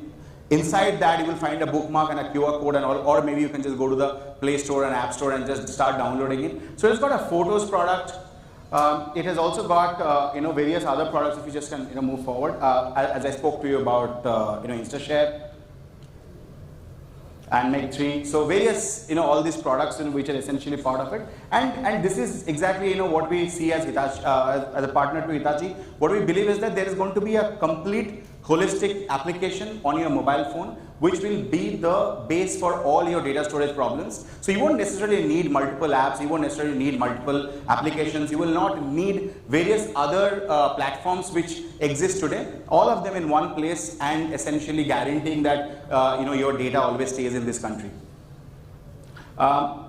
I think one of the good things that we have done is we have also kind of connected other devices like set-top boxes through Jio set-top boxes. They are a partner. We also white label product for various data centers where we are also essentially bringing in multiple data centers who have set up their own digital storage, but they also need a product like a software base for them to connect with the the Indian audience. So we've kind of giving them product like that, and we've kind of made it extremely affordable. And again, this is probably not a forum to discuss, but just for you guys to understand where we stand. And there are multiple cutting-edge features like sharing files, which essentially can be done through NFC. So we kind of got all the best practices from the world and trying to put it in one application for you guys to use. And our expectation from this event essentially been that when we talk about made in India, and we've got really some high velocity, high decibel presentations. But I think it's an inward look that we need to probably essentially do. We need to ask ourselves that where all we can choose an Indian product over something else that already exists. And I think Amitabh Kanji mentioned about $35 trillion, but it is only possible truly when we build a product which is not only just used by us, but also a lot of people outside. And he also spoke about 5 billion people across the globe, and that's a reality, right? What we are trying to do, we are democratizing the entire storage space. I think we are all very tired of the fact that our data is currently being advertised at, it is being mined at some other data center in some other country, and our ad is being thrown at me. I think I essentially feel extremely vulnerable with my data being there. We are trying to change that completely. We are saying that it should be only your prerogative. What kind of ad do you want to see, or if at all, right? So we are taking that power from the company's hands and we're putting it right back at the consumer hand. So with Digibox, you essentially end up, controlling your own data. And if you just look at this, you will understand what I'm talking about, right? These are all American products. These are all Chinese products, and we are the only Indian product that stands today, right? And we intend to ensure that that becomes a reality, and a lot of other people essentially takes this mandate forward, and that's only possible when a lot of us start using it, give us feedback, and we can pretty much tell you that that's what we are really looking forward to. That we should be able to build a product which is world class from here and takes care of and gets the job done, right? So that's really our entire plan. And we've kind of been trusted by some of the government organizations already, thankfully for us. I think somebody was talking about RFPs and challenges with RFPs for us. I think we have been able to crack it a little better. We kind of gotten a lot of businesses. We just recently started working with National Skill Development Corporation. We work with Ministry of Jal Shakti. We work with Border Organization. We work with Freight Corridor. So all these have organically reached us because the government essentially pushes the mandate forward of not storing files out of and they actually ensure that it doesn't really travel out of the country. So all these organizations are slowly moving to our side, and our expectation is actually to have build a secondary storage platform, because we are worried that at some point in time somebody might just switch us off. And we have got 1 billion internet users, but all your phones, just look at your phone and you will know everything is American or Chinese. What happens if there is something geopolitically that stops us from using them? What happens to your data? What happens to your mark sheet? What happens to your medical files? What happens to your critical files? Right? I think that's the question that keeps me awake at night, and that's why me and my team, we are trying to build Digibox. And that's pretty much it from our side. Thank you so much. If you have any question, I can take them. Or we open the house for lunch. Bhavna? I don't know. Yes, perfect. Okay, perfect. So yeah, so if you have any question, I can take them, or we can just, yes sir. Sure. Yeah. No, there he is giving a mic. Yeah. Sure.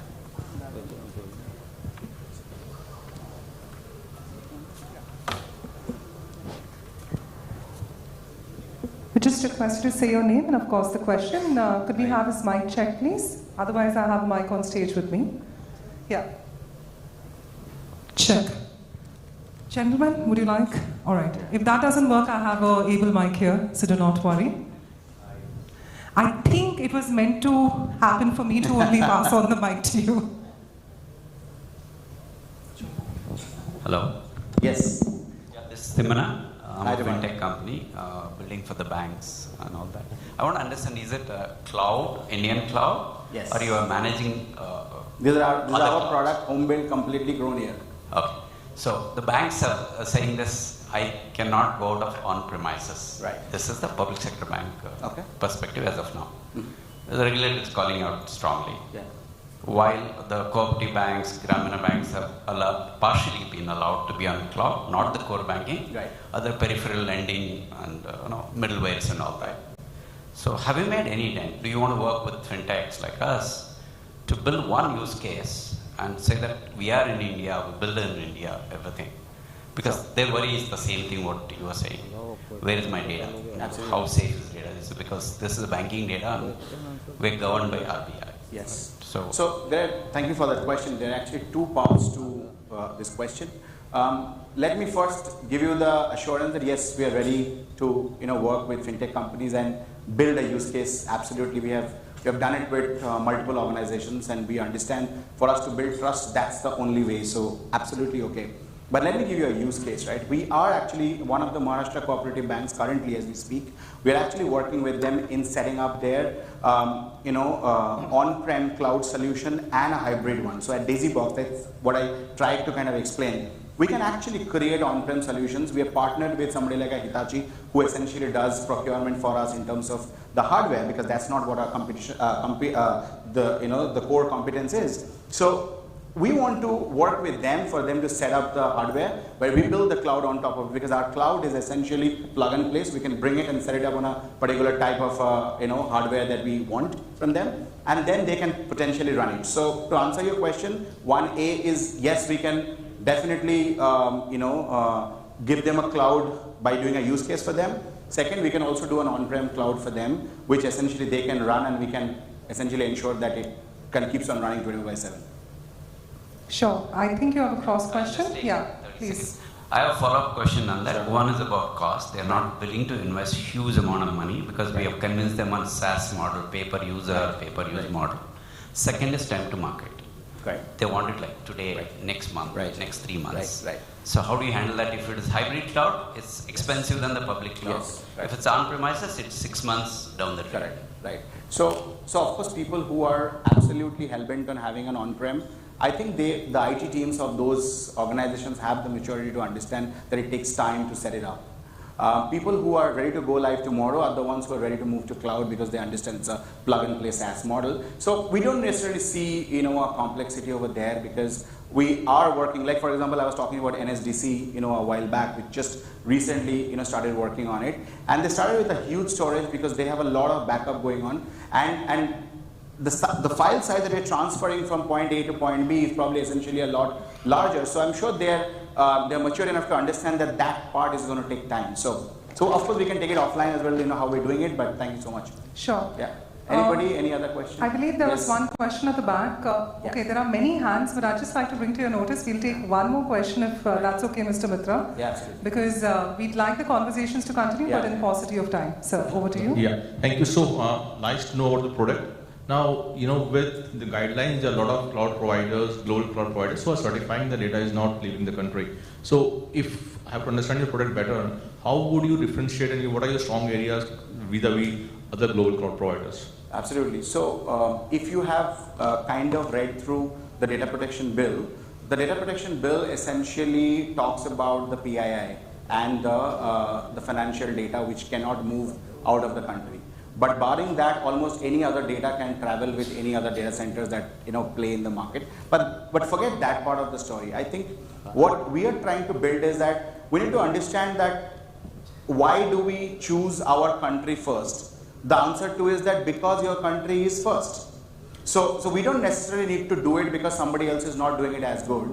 We should do it because that's exactly how any country has moved forward. So together, I think the entire purpose of today's event, and all the speakers who have come here, is to just talk about the fact that you need to choose your country to be your first preference, and a product from your country as your first preference. It is not because I mean, honestly, let's get back to luxury, right? I don't know if anybody will be able to, become another LVMH in a near future, right? I don't think it's possible. But doesn't mean we all stop buying leather bags if it's not LVMH. And I'm not talking about the affordability part, but just on a ideal scale. I think people have to start choosing Indian first, and that's what we intend to do. In terms of difference, I think there are differences like simplicity, language support, because we are present in 8 Indian languages. We're also talking about price, which is of course one of the benefits, almost 1/4 of Google's price, 1/8 Dropbox's price, 1/12 AWS's price. Those are all benefits, but even if you don't want to consider that, I think there are things like simplicity, things like language support, things like 24/7 support. Like if you want to buy from us, you will get the CEO come and service you. I don't know if Larry Page is doing that anytime soon. So. Well, thank you so much, Mr. Arnab Mitra. Ladies and gentlemen, a warm round of applause. Thank you. And we'd encourage, if you'd like to further network, of course, we're giving you an opportunity right now to do so through our lunch and networking break. But before we part ways and head towards the pre-function area, we'd just like to bring to your notice to join us back at 2:15 Indian Standard Time for our next panel discussion on Made in India Impact to New Age India. Thank you for being such a kind audience. You may proceed towards lunch and networking and join us back at 2:15 p.m. Indian Standard Time. Thank you.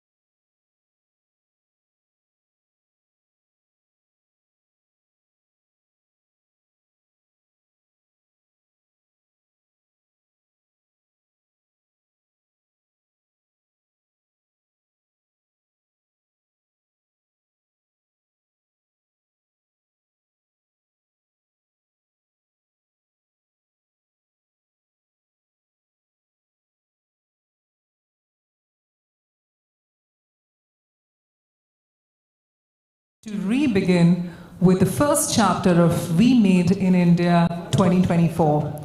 We'd request all of you to join back in numbers, as this particular panel discussion is going to be the great closing to an idea which the team has conceptualized for all of you.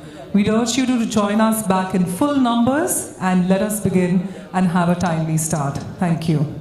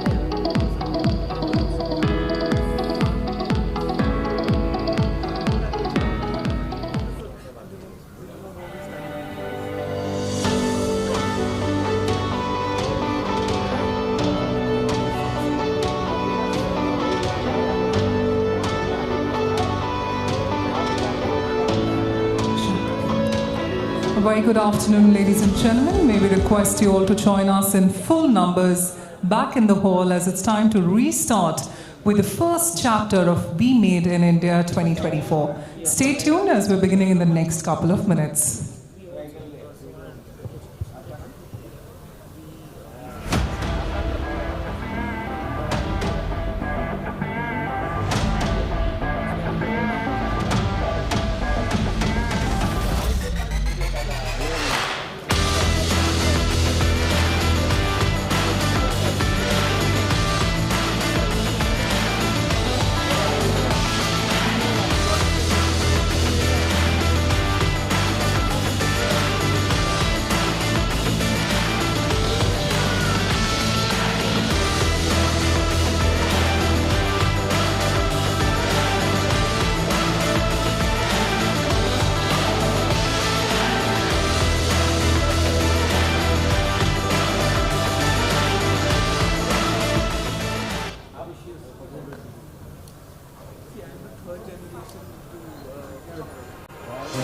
Digital technologies connect data, things, and people in a world that is in a time of major change.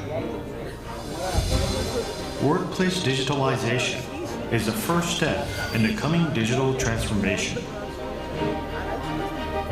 bringing us not only optimized operations in the pursuit of profit, but a place where everyone can live with a smile.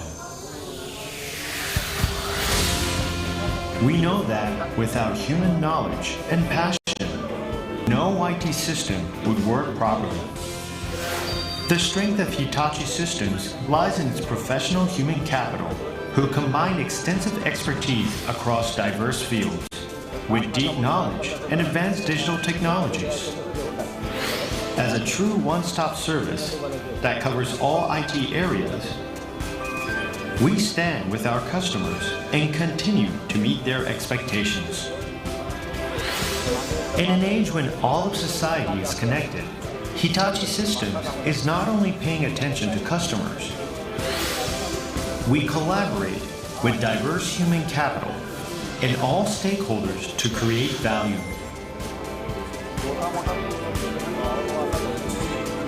We do this to enrich people's lives by increasing the 3 values of environmental, social, and governance initiatives. In an uncertain world changing at a dizzying pace, Hitachi Systems connects data, things, and people with the strength of our people and information technology to create a diverse world where everyone can live their own lives. In a changing world, Hitachi Systems will create a place to be for everyone.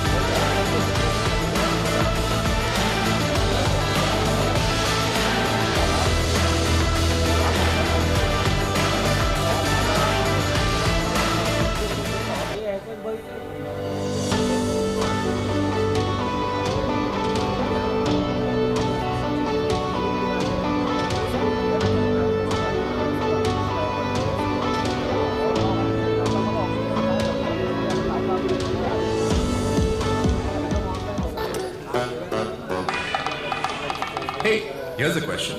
Can you start banking with Asia's safest bank instantly? Yes, you can. But can I also find a branch before I finish this? Yep, you can on your phone and at 500 plus branches in India. We are where you are.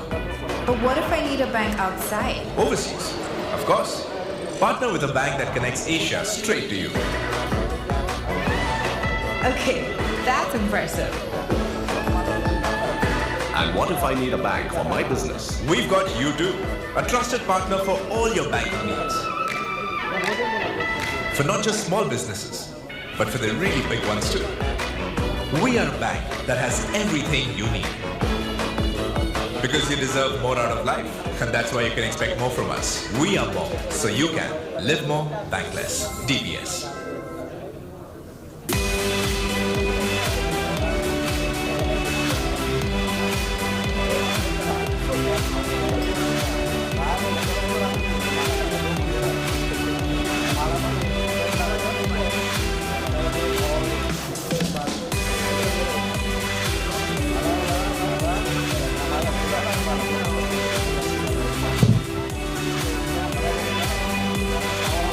Ladies and gentlemen, may we request you all to get settled down as it's time for us to begin. May we request everyone in the pre-function area to kindly step in.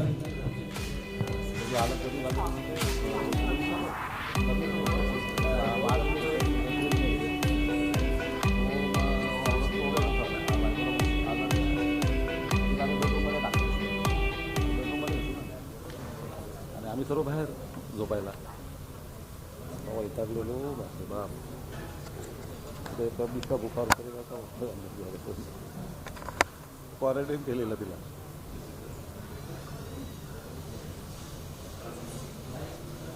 Check. Well, ladies and gentlemen, welcome back to the first chapter of We Made in India. Firstly, we hope that you've had a great time so far, you've learned from one another, and it's only inspired you to take your professional endeavors to the next level.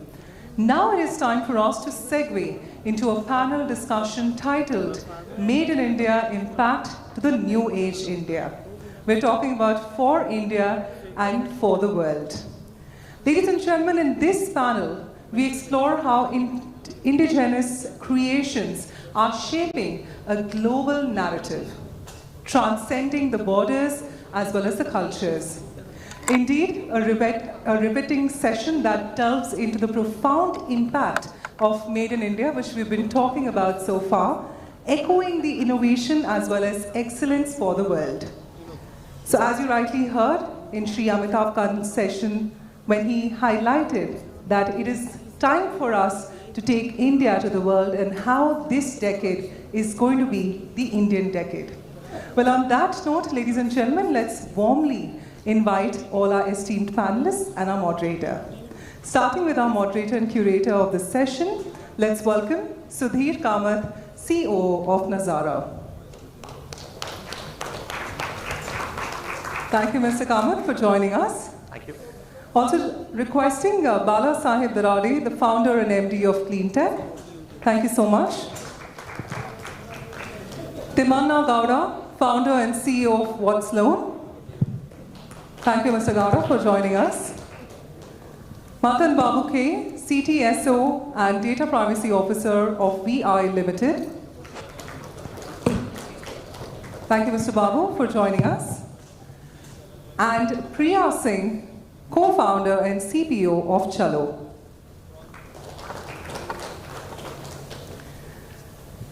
So while we hope that this conversation is only going to fuel your ideas forward, and with that, I leave it in the able hands of Sudhir to take it forward. Thank you. Thanks to IMAI for conducting this and all the participants. I mean, not just participants here, but also the participants in the room. I'm looking forward to some lively Q&A and discussion as well, and I'll make sure we leave enough time for that. So please do keep your questions ready for as we move. I'll start because we have a fairly diverse panel.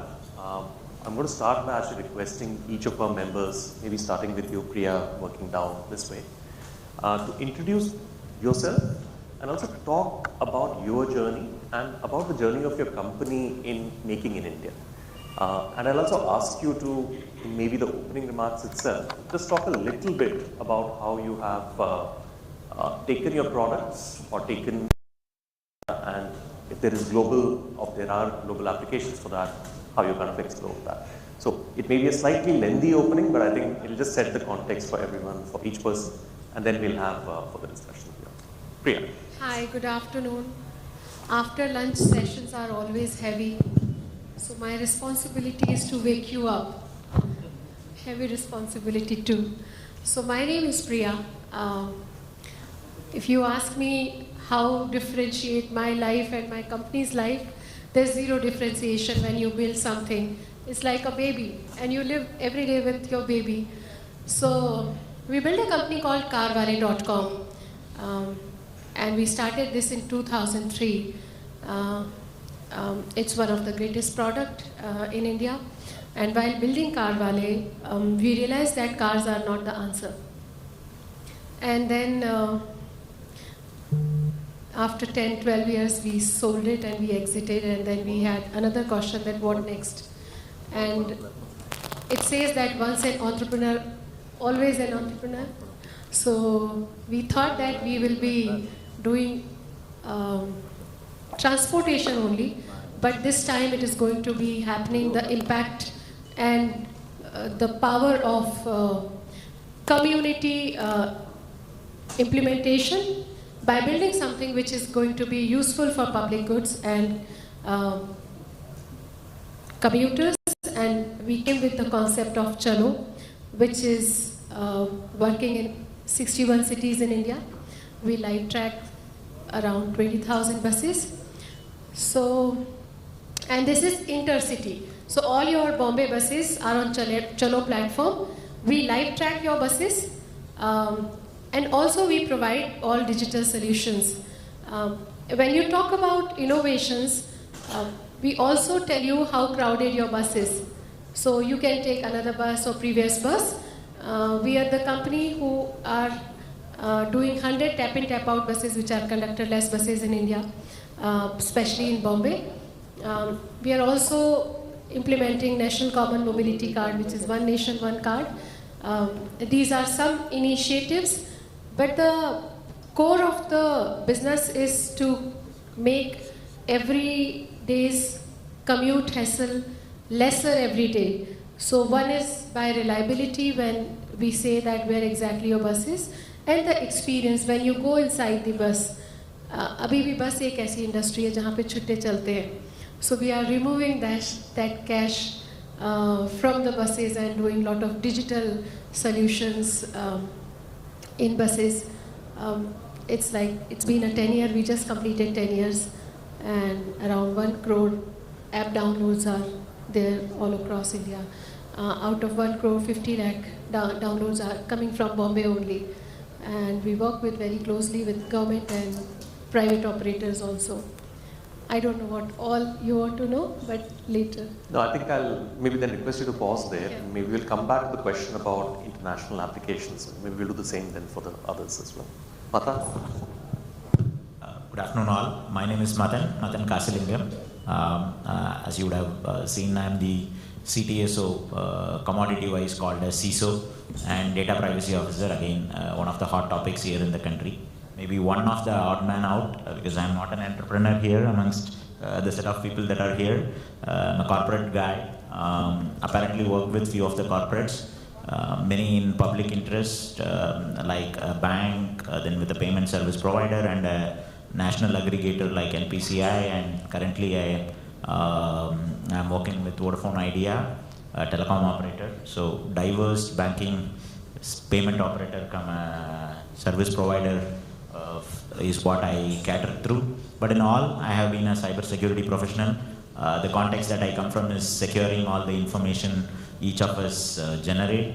And in the role in NPCI, strengthening the entire digital payment ecosystem was what I work for.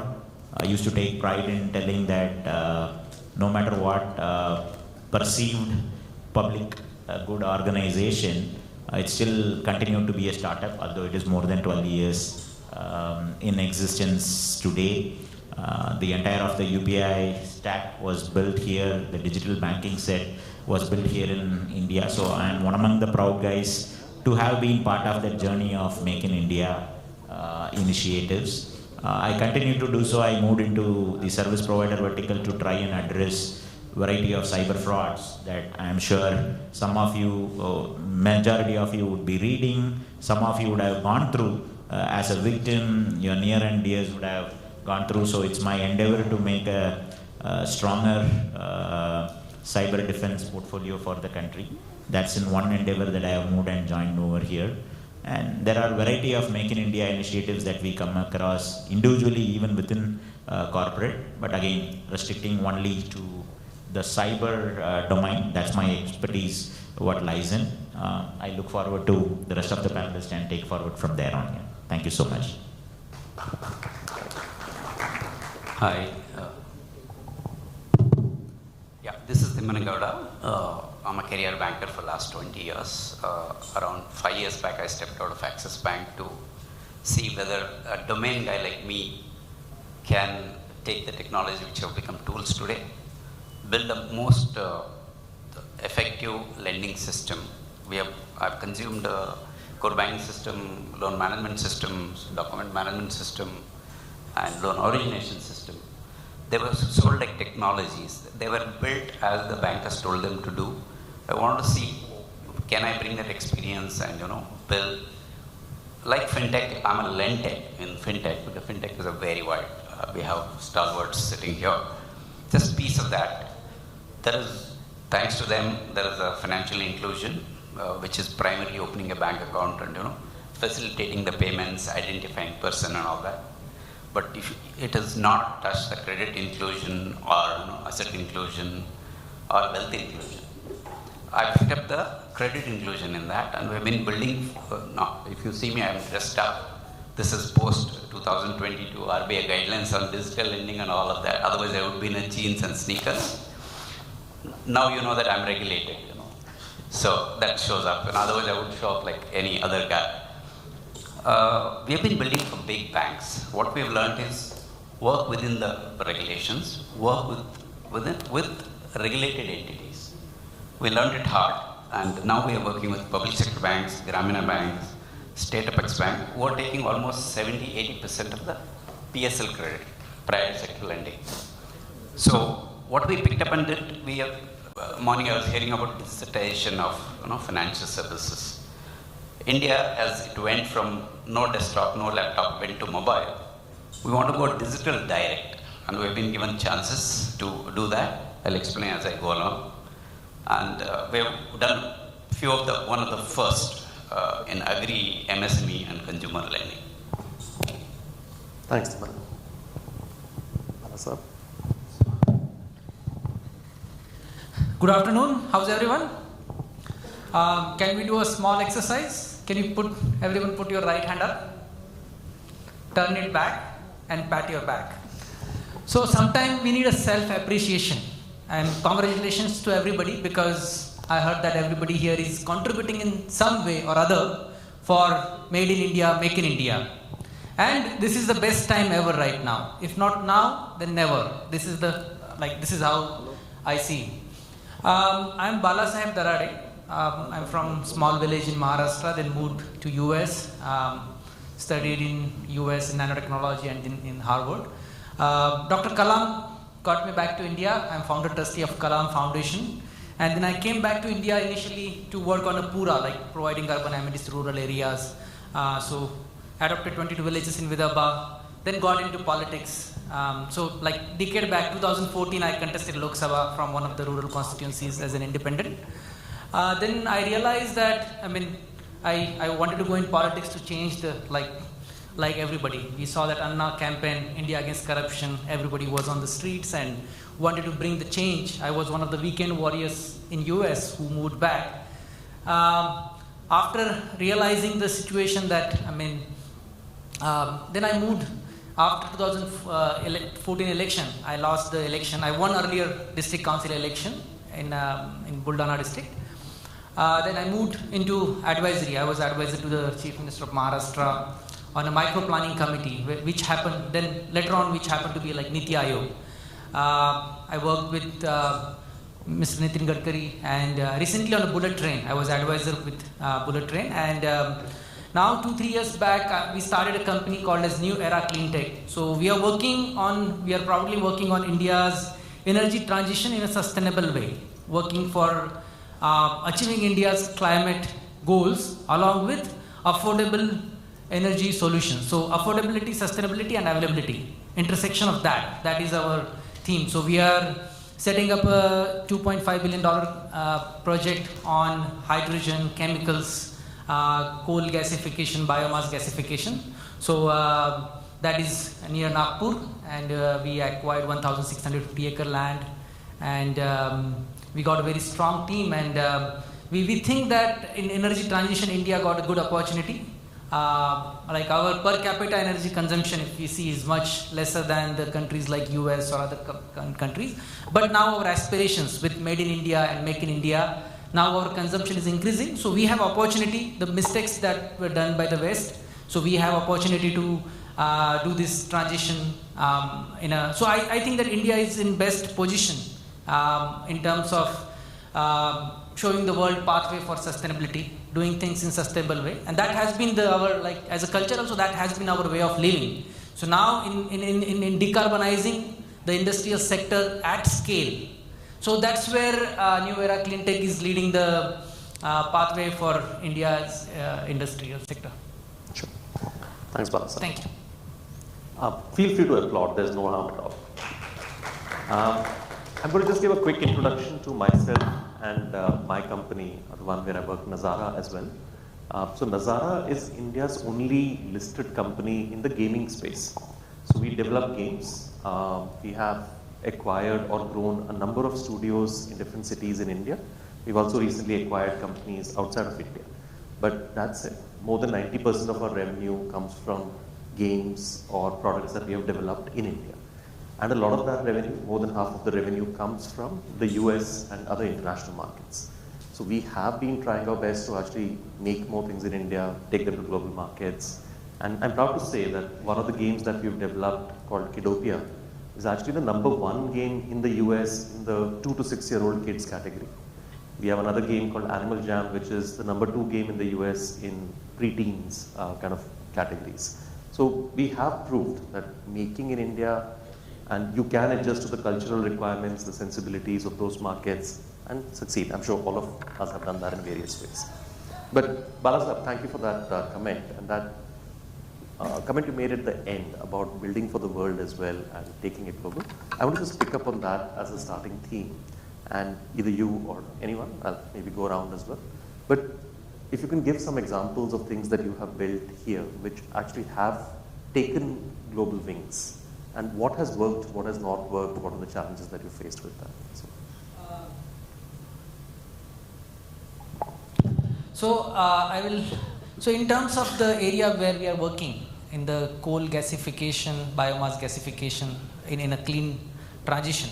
So we have announced one of the first project in India, and now we are seeing that the way we have structured the innovative in terms of integrated the project, we have got interest from 2 governors in US, Poland, Zambia. Zambia is a landlocked country. Like Africa is a good, one of the good candidate market that India we should look. And we see that a lot of these countries are now also needing similar solutions where they are dependent on energy. Like 40%, just to give an example context, so 40% of India's imports are in oil, natural gas, petrochemicals. I mean, you have a background in oil and gas, I learned. So this is where we are trying to replace oil and natural gas with the indigenous India's available energy source in cleaner way and cost effective way. And this solution, I mean, after Second World War, the biggest opportunity right now, if you see in terms of business opportunity, is in the energy transition and how whole global geopolitics and everything works around energy sector. So what the kind of areas we work in India, it has a global impact, and we are seeing that very in terms of coal to chemicals in a cleaner way, like fertilizers or clean fuels, SAF, sustainable aviation fuels, hydrogen. In this field, we think that the solutions that which we are creating here, there is a lot of interest globally. Sorry, I just want to mention for the house's benefit that the tech that Balasaheb and his team are working on is actually quite cutting edge. It's basically taking coal, but you don't burn the coal. You actually convert it to gas as a clean fuel. So it's actually zero emission.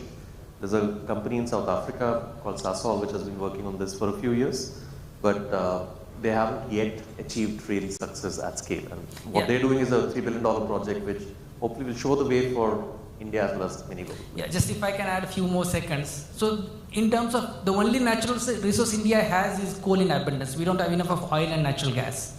So, and now world is in net zero, world is transiting out of coal. So this is the window for us to use coal in cleaner way. So this is the only technology where we can use coal without emissions and make a different chemical. So just to give a context, like now how China has few decades back, we and China are similar in terms of energy mix. They also don't have enough oil, natural gas. They also have a low quality coal. So 90% of China's methanol is made from coal. We are doing zero. We are importing 90% of methanol. 95% of China's urea is made from coal. We are not doing, we are doing zero. 80% of China's hydrogen is made from coal. So this is the context where, like a couple of years back, when we had a meeting with Prime Minister and Mr. Amitabh Kant was also part of the meeting, so there is a national mission on coal gasification, there is a national mission on hydrogen. So this is one of the good sector where you can see which can impact at a large, because everything like mobility, or if you take like cooking fuels, like automobiles or petrochemicals in our daily life we are using. So for that the base is oil or natural gas as well. So this is quite interesting sector that we are seeing, and the way we are doing, so we are on pathway to making world's first clean coal refinery. So if you see right now the refineries, they are still emitting a lot. So we are on a pathway to create a low carbon refinery by reducing 95% of the carbon emissions. On that note, thank you. I'll request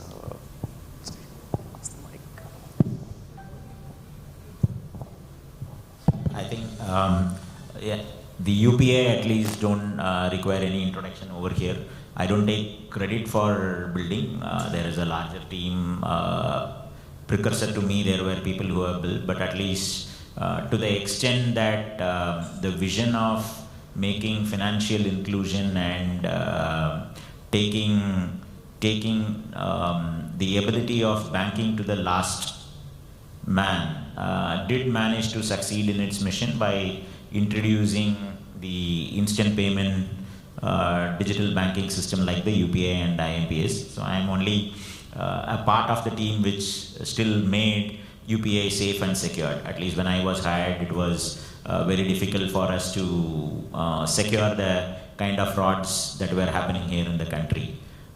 There what used to happen to us is we embark on the journey of looking back again on the West to look at what are the fraud prevention mechanisms that are available in the West. Can we incorporate that to protect the digital banking frauds that were happening here in India? But what we envisaged as part of the path that we went through is fraud in India are completely different from how fraudsters were operating, because the channel itself, an instant payments channel itself didn't exist in most part of the world. Wherever it existed, the only other additional country that we used to look up to used to be China, and China didn't have a seamless, unified way of interoperable payment systems that were set up. They were still controlled wallet. You will have an Ali wallet plus a limited wallet-based possibility that were there. So the challenges that we faced were none of the globally well-known products were able to come and secure. So I was hired in as a CISO to protect, but then my MD CEO, whom I worked with, who always used to come and tell us that we have built the UPI and solved the digital banking problem for the country, and you come back telling that to protect the indigenously built platform, you want to relate back on an American or an Israeli product to go and secure them, which typically either ways did not work at all for us. If you can build payment stack, building a security stack is not a challenge, it's the perception that he used to go on with. As a conventional CISO, acquiring and protecting is a different part than scientifically building and engineering some technology onto it. It took years for me to digest that, recognize that importance of building it, and we did manage to succeed. Today, some of these protection systems that are run by the regulator themselves, quasi-regulator themselves, are indigenously developed here in India. Adoption, so we all of us noticed the Russian war, Russia-Ukraine war.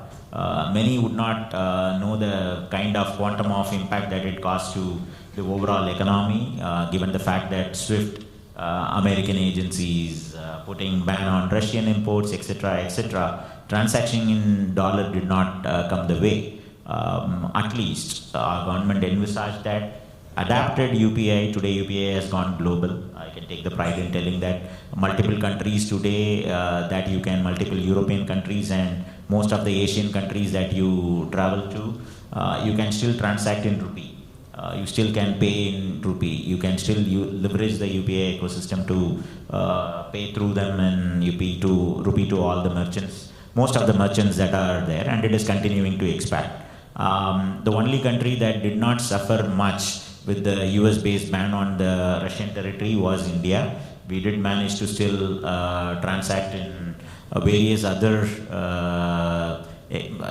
monetization way rather than leveraging only the dollar, and credit goes to the other set of payment systems that we had set up, not banking only on the SWIFT, and Russia adapting them at the early stage. We still were able to do that through, right? So adoption from what we built and moving that into the largest multi-countries adoption today, Bangladesh, or for that matter Bhutan, Nepal, closer countries, Singapore, UAE, few of the UAE parts of the UAE still continue to accept rupee and UPI systems, which are all indigenously built over here. So that's a journey that I think I would want to say. The second part, where we still struggle and where we would want to be passionately wanting to build through, is the security aspect. I come from the domain.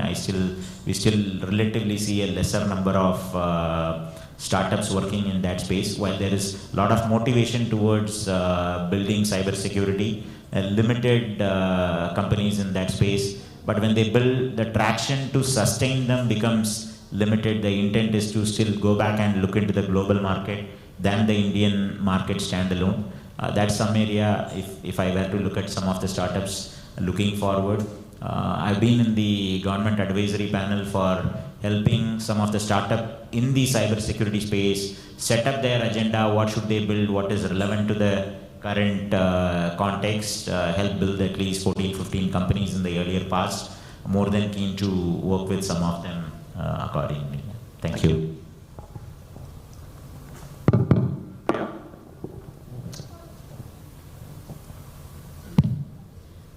Good part is that the country is very diverse already, and when we talk about international, you become automatically prepared for international level when you work in a country like India, because every 200 kilometers you are changed, right? Food is changed, clothing is changed, the way people function is changed, the language changes. So this has gone in our favor, I guess, when we work in 61 cities in different parts of states, like 28 states and then 29th state, Telangana, we have just signed.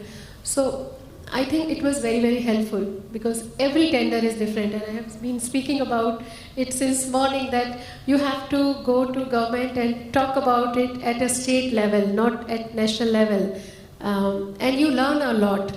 When we work in Manila, Philippines, and a couple of more cities, we are starting at international level, and we have already been successful in Manila. Our team is there, like 100 people work there for us. We have more than 1,000 buses in Manila, and what we have seen is we don't have to create very specific product there. What we are doing here is, and by the way, sir, we work with NPCI very closely. I heard the NCMC. Yeah, so we are NCMC, implementation of NCMC. We are doing that. Great association with NPCI. So coming back to the point, when you go to Peru or Manila or Philippines, similar problems people are facing, that they don't know how to take buses and how to use digital payments, and also it's sometimes, unfortunately, fortunately, worse than India.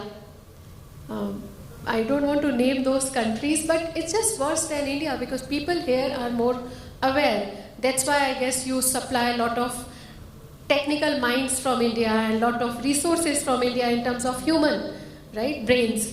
So this is very easy to go and talk about your products. So other days, one of the countries, government has reached out to us, which is like 20 hours ago from here, that we searched on best technology mobility app, and we got to know about you, and we went there to present, and we are going through tenders, but they know that they got us through search that this is the company at world level which is doing a lot of innovations in technology by solving public transport. So there is always going to be modification and customization, but it is going to happen because it will happen the way it happens for Assam.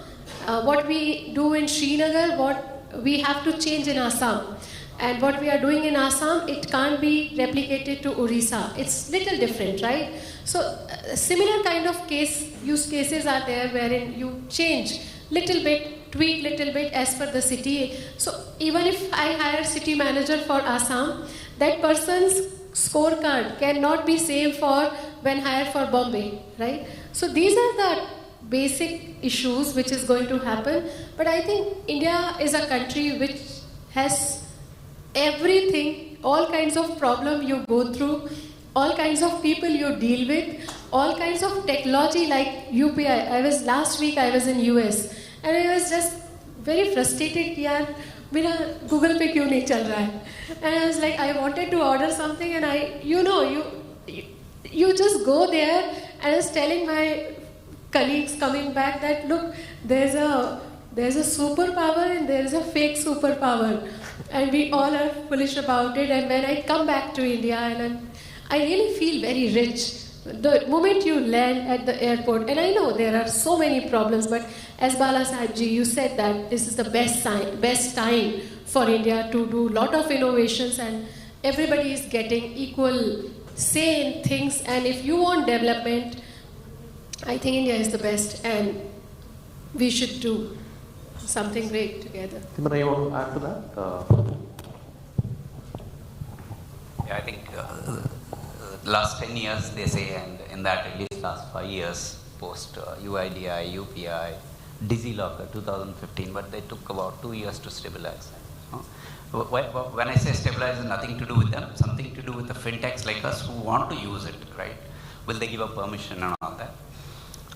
The banking system is about 120-30 lakh crore, and 40% of that is for Bharat, that is PSL credit, private sector lending, right? In that again we have classified as 18% for agri, in that 8 to 10% is marginal small farmers. 85% of the 120 million people, or 145 million people are marginal small farmers. In that PM Kisan scheme has identified 120 million people with Aadhaar, bank account, Chandan account, and connected mobile and land. This is a very big database anywhere in the world. This is Bharat for you. And when people talk about digital lending or all of that, or for trade, somebody was talking about Zerodha, Upstock or Grow. You deal with only 50-100 million people. What about those 900 million people who may be landowners or landless laborers, right? There are tons of schemes from the government. There is a Mudra scheme, street vendor finance. These are just about the DBTs. DBT has actually, technology has touched the DBT, but it has not touched these lending systems. What we are trying to do is, government wants to give money through the banking system. The customer wants to come. For example, I'll take an example of agri loans. 70% of the agri loans goes through Kisan Credit Card. This product is there from 1998. 25 crore people have borrowed. This is one of the largest products ever delivered in the world. It was delivered physically with 3 to 6 months time period that you go 10, 20 times to the bank and send back so many times. We took a challenge in 2020. Can we make it physical for a grant? We brought it down to 10, 12 minutes for one state. And she nicely said, every state is a country here.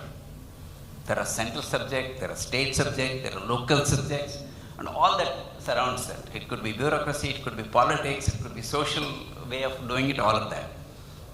This is a mandatory lending, mind you. You cannot escape. And marginal small farmers will get the rate 10%. If you don't do that, you will get penalized.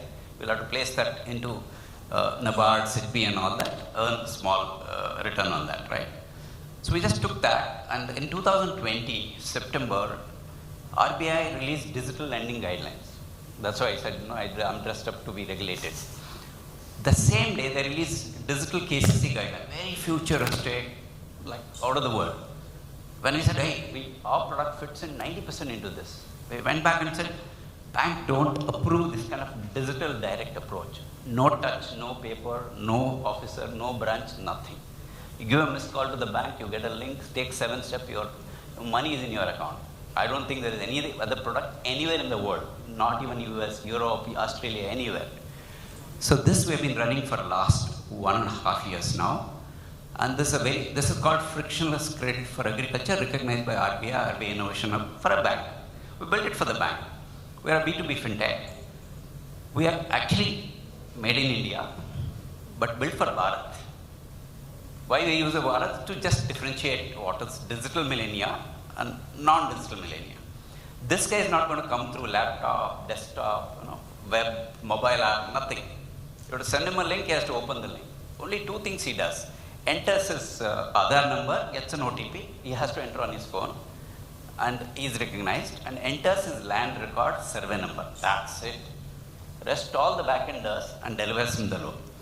This we call it as, like going to those 900 people, 900 million people, not just touch the 100 million people. So I think that's. And Timon, a follow-up question on that. Do you also see this moving to other countries, maybe around us or other parts? I got a feedback. One of the ex-chairman of NABARDS is Asian Development Bank advisor covering APAC area. He said, Timana, if you can't touch this product with the technology in 2020, we touched it. Now we have been recognized by Bank of America. Can you take it to Asian countries, African countries, or South American countries? Product, maybe they will do their own products because they will have their own regulation. But how do you touch it? Today, I'm from banking background and I've sold loans all my life for a living. Now you cannot sell a loan. You have to buy the need of the customer. Going forward, what she's doing, what many of us are doing, we have to engage with the customer, be with him every day. Recognize the need for an education loan, gold loan, agri loan, consumer loan. Another thing we did in the 2 years back is recognizing a farmer as a consumer. Best of the banks, SBI, SDFC in housing, SBI, HDFC, everybody have not recognized a farmer as a consumer. They have recognized a farmer as a farmer for farmer loan. But how do you recognize? Because a farmer household is made up of some land, somebody is doing small business, 2 children are working in big cities, bringing some income. If they want to improve their house, build a house in the village, there are no loans available to them. We are trying to bring this visibility of a farmer as a consumer. This is the next Bharat product, I can call it. Very nice. Matan, I think you wanted to add something. So the only thing that I thought of adding is, all of this, typically there are early teething issues, putting them under a government's framework, right? So that's something that they are put in place for definitive various reasons, and we have seen only benefits. Like the loan to a record of land began at least 20 years back, when with the thought process that was laid by the government to bring digital, we call as Bhumi project in various parts of the country, but digital land record creation and creating that asset portfolio in, right? So the seeds in various smaller manner, at least with the digital India and the pre-digital India thought process, in various manner that got seeded. I think the current and the going forward decade is to try and connect the dots to create an equity between one seed working with the other seed. How can that be interlaced? So Aadhaar was kept in mind for a digital identity. Nobody thought that can become tomorrow a futuristic payment-enabled system. When an Aadhaar-enabled payment system came in, at least Aadhaar never thought through standalone as it was created with the digital identity. How can we create the identity to interlace with a payment system? I think the thought process that we are able to apply here in India, it's tremendous amount of opportunities and learnings that comes the way.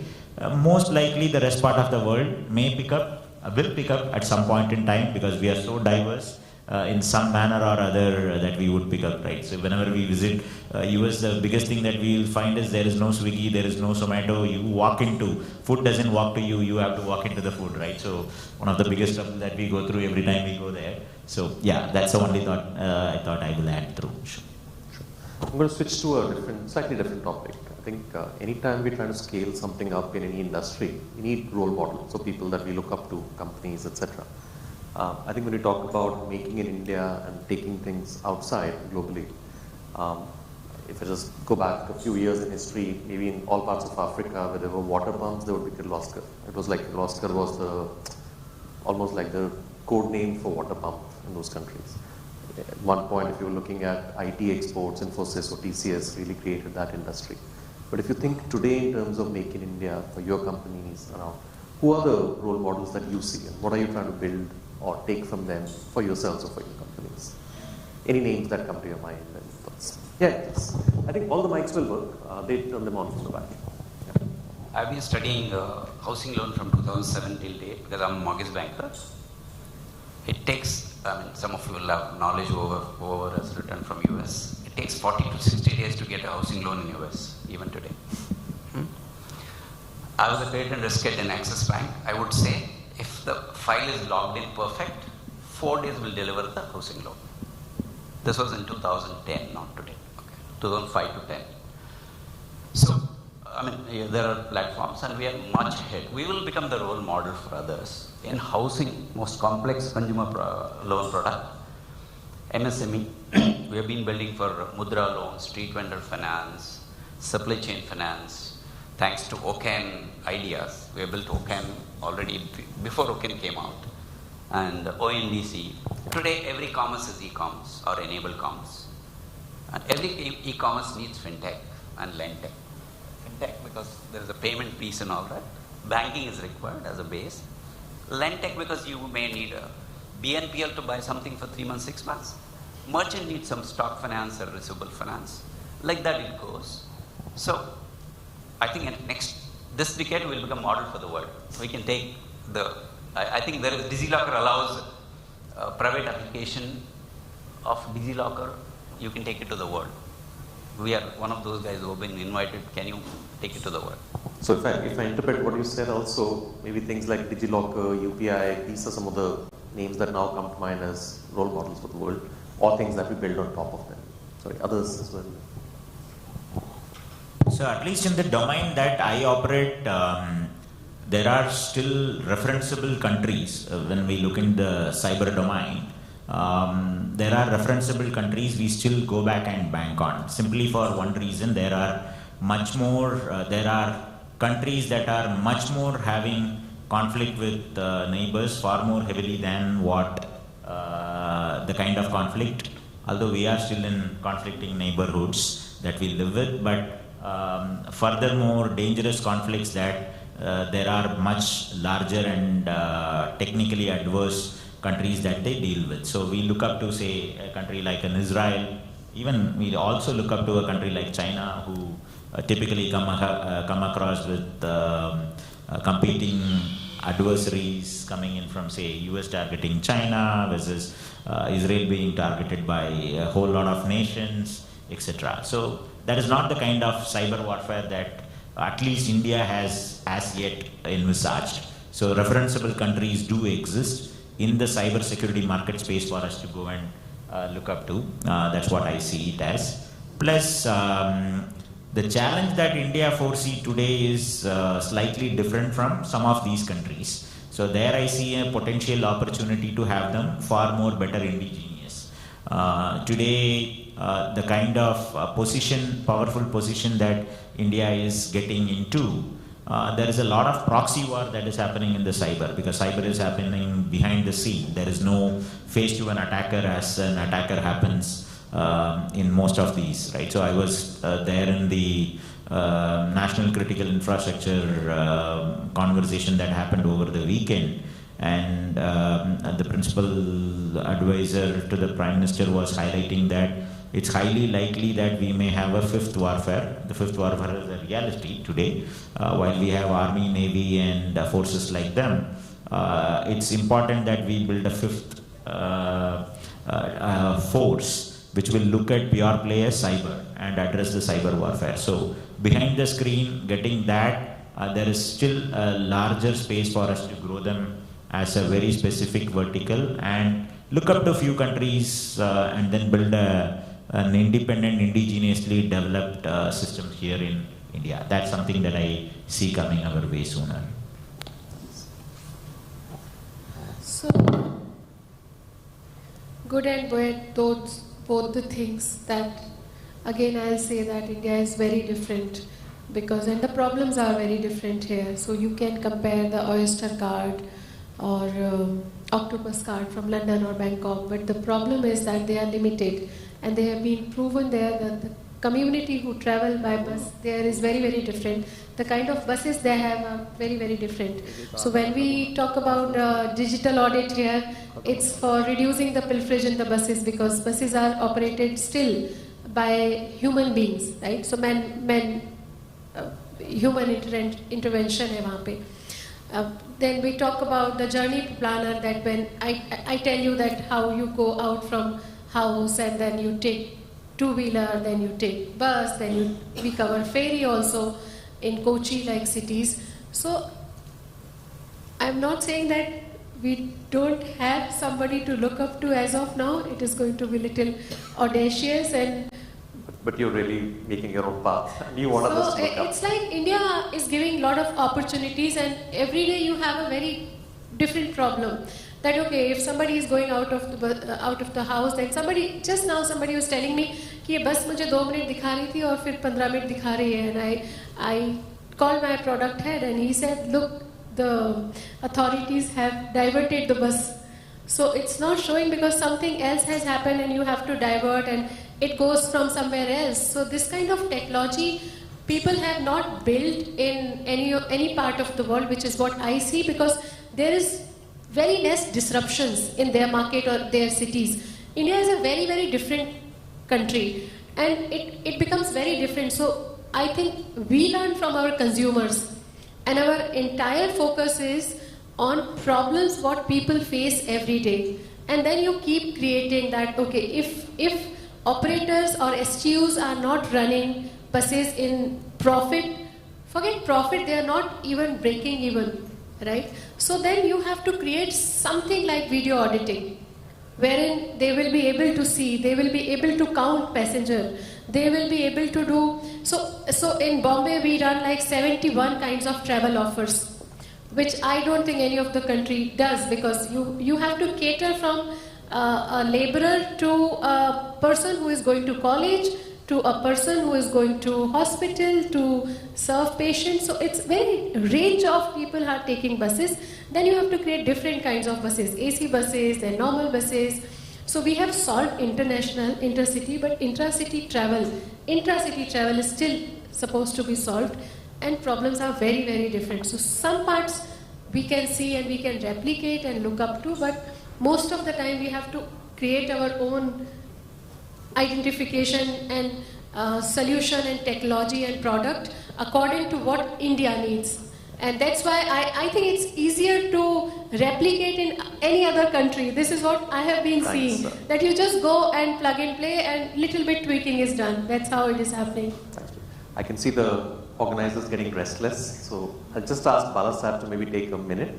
I think we'll skip the questions for the panel, but we'll be available after for anybody to have a quick word if you'd like. Bala Sahib. So I mean, Ratan Tata is the name that came to my mind.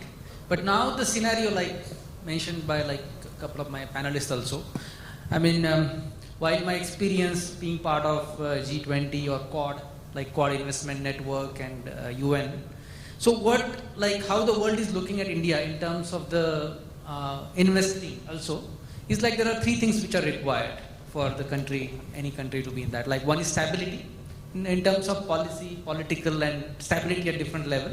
Second is infrastructure, which we are seeing everywhere right now. I mean, infrastructure, we see that. And other is digital infrastructure, which is the like accelerating. Third is the demographics, the youth with innovation. And fourth is also geopolitics, how it is happening, seeing being part of the Quad. And so, but all the 3 things like the stability, infrastructure and demographics is the main, where geopolitics also happen to be. So I see that it is our time right now. It is this decade is the time for us to gear up, and There are a lot of investment interest, a lot of our own market with our middle class increasing, our own economic capability. In terms of anything, you take anything and then scaling opportunities, we are like 20 countries put together, right? I mean, whole of Europe and with our soft power and culture, like made in India or make in India, I see more than, it is more like a culture. It has to be like DNA, it has to be the thought process. It is like, when it becomes, in India, anything when it becomes culture, we celebrate. I mean, that's the way, and this is the time for youth and us now to celebrate and make this as a part of our, now we have to think, like we have to think that we are there and we are going to move ahead, and nobody can stop us right now. I mean, that's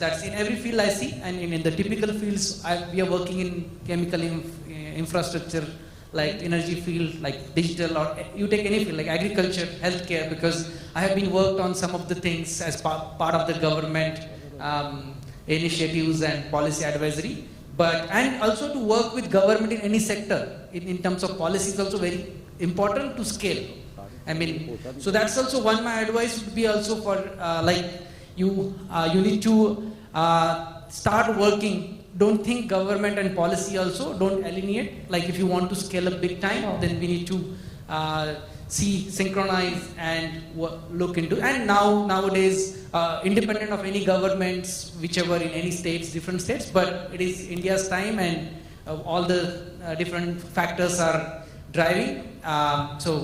This is the right time. Thank you. Absolutely, and thank you so much. And we would have loved the conversation to continue, but we've been seeing our time's up for some time, and we value everyone's time as well. So ladies and gentlemen, on that note, we'd like to humbly thank our esteemed panelists, and maybe request you to please step forward and allow us to take a group photograph of all of you. Ladies and gentlemen, a big round of applause for all our esteemed set of panelists who've joined us today and given us their valuable time. And thank you so much, Sudhir, for curating it so wonderfully. Thank you. Let's give them a triumphant applause.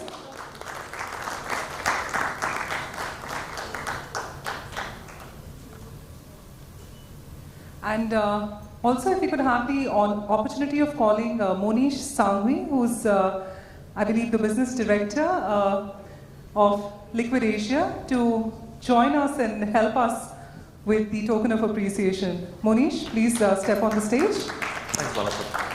And Monish, if you could start with Matan, who's right there. Okay, all right. Now I believe Priya's towards the left. Okay. So Matan went back to his... No, Priya, start with Priya, please.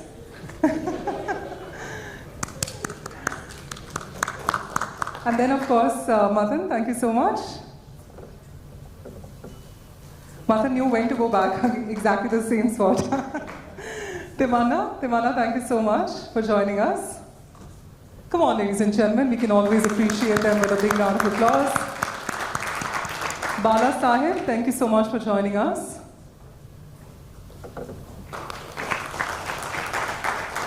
And of course, to our session chair and curator of this conversation, Sudhir. Sudhir, thank you so much. Thank you. And with that, may we request you all to please step down, and thank you so much for joining in. And also, would you like to be a part of one group photograph with them? Would you like us to have the opportunity? All right, so let's get him also in one frame. Ladies and gentlemen, once again, just for our panelists, let's just get them all in one frame, and then we're going to be having shortly for our closing note, our leader joining us. So stay tuned. We would want to end this event on a very energetic note. And thank you all for being so kind with your valuable time. Thank you once again. So well, with that, for the official closing, it's my honor to re-invite the CEO of Hitachi Systems India, Mr. Anuj Gupta, to help us with the official closing remarks. Let's give Mr. Gupta a warm round of applause whilst as we re-welcome him for the closing remarks.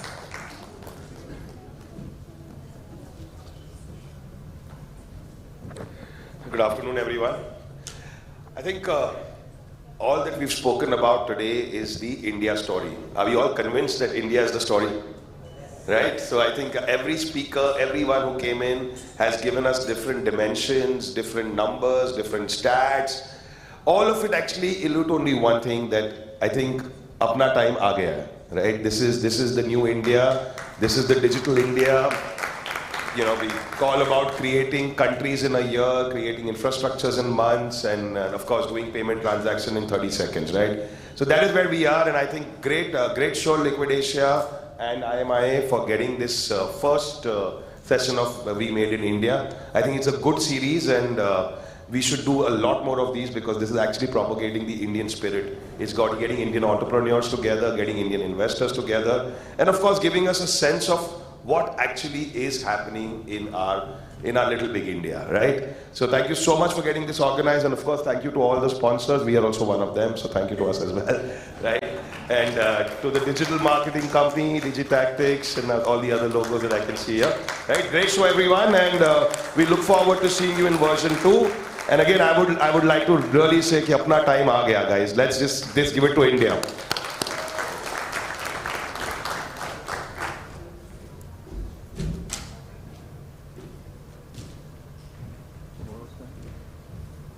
So well, ladies and gentlemen, with that, we come to the end of the first chapter of We Made in India. But I'd like to say towards the end, you made it today, and with your spirit, I'm sure we'll all make it in India. Let's give ourselves a big, big round of applause. Please do join us for high tea now, and let's continue with the networking. And this is me, Bhavna Bhatia, signing off for today. And thank you for being such a valued audience. Thank you once again.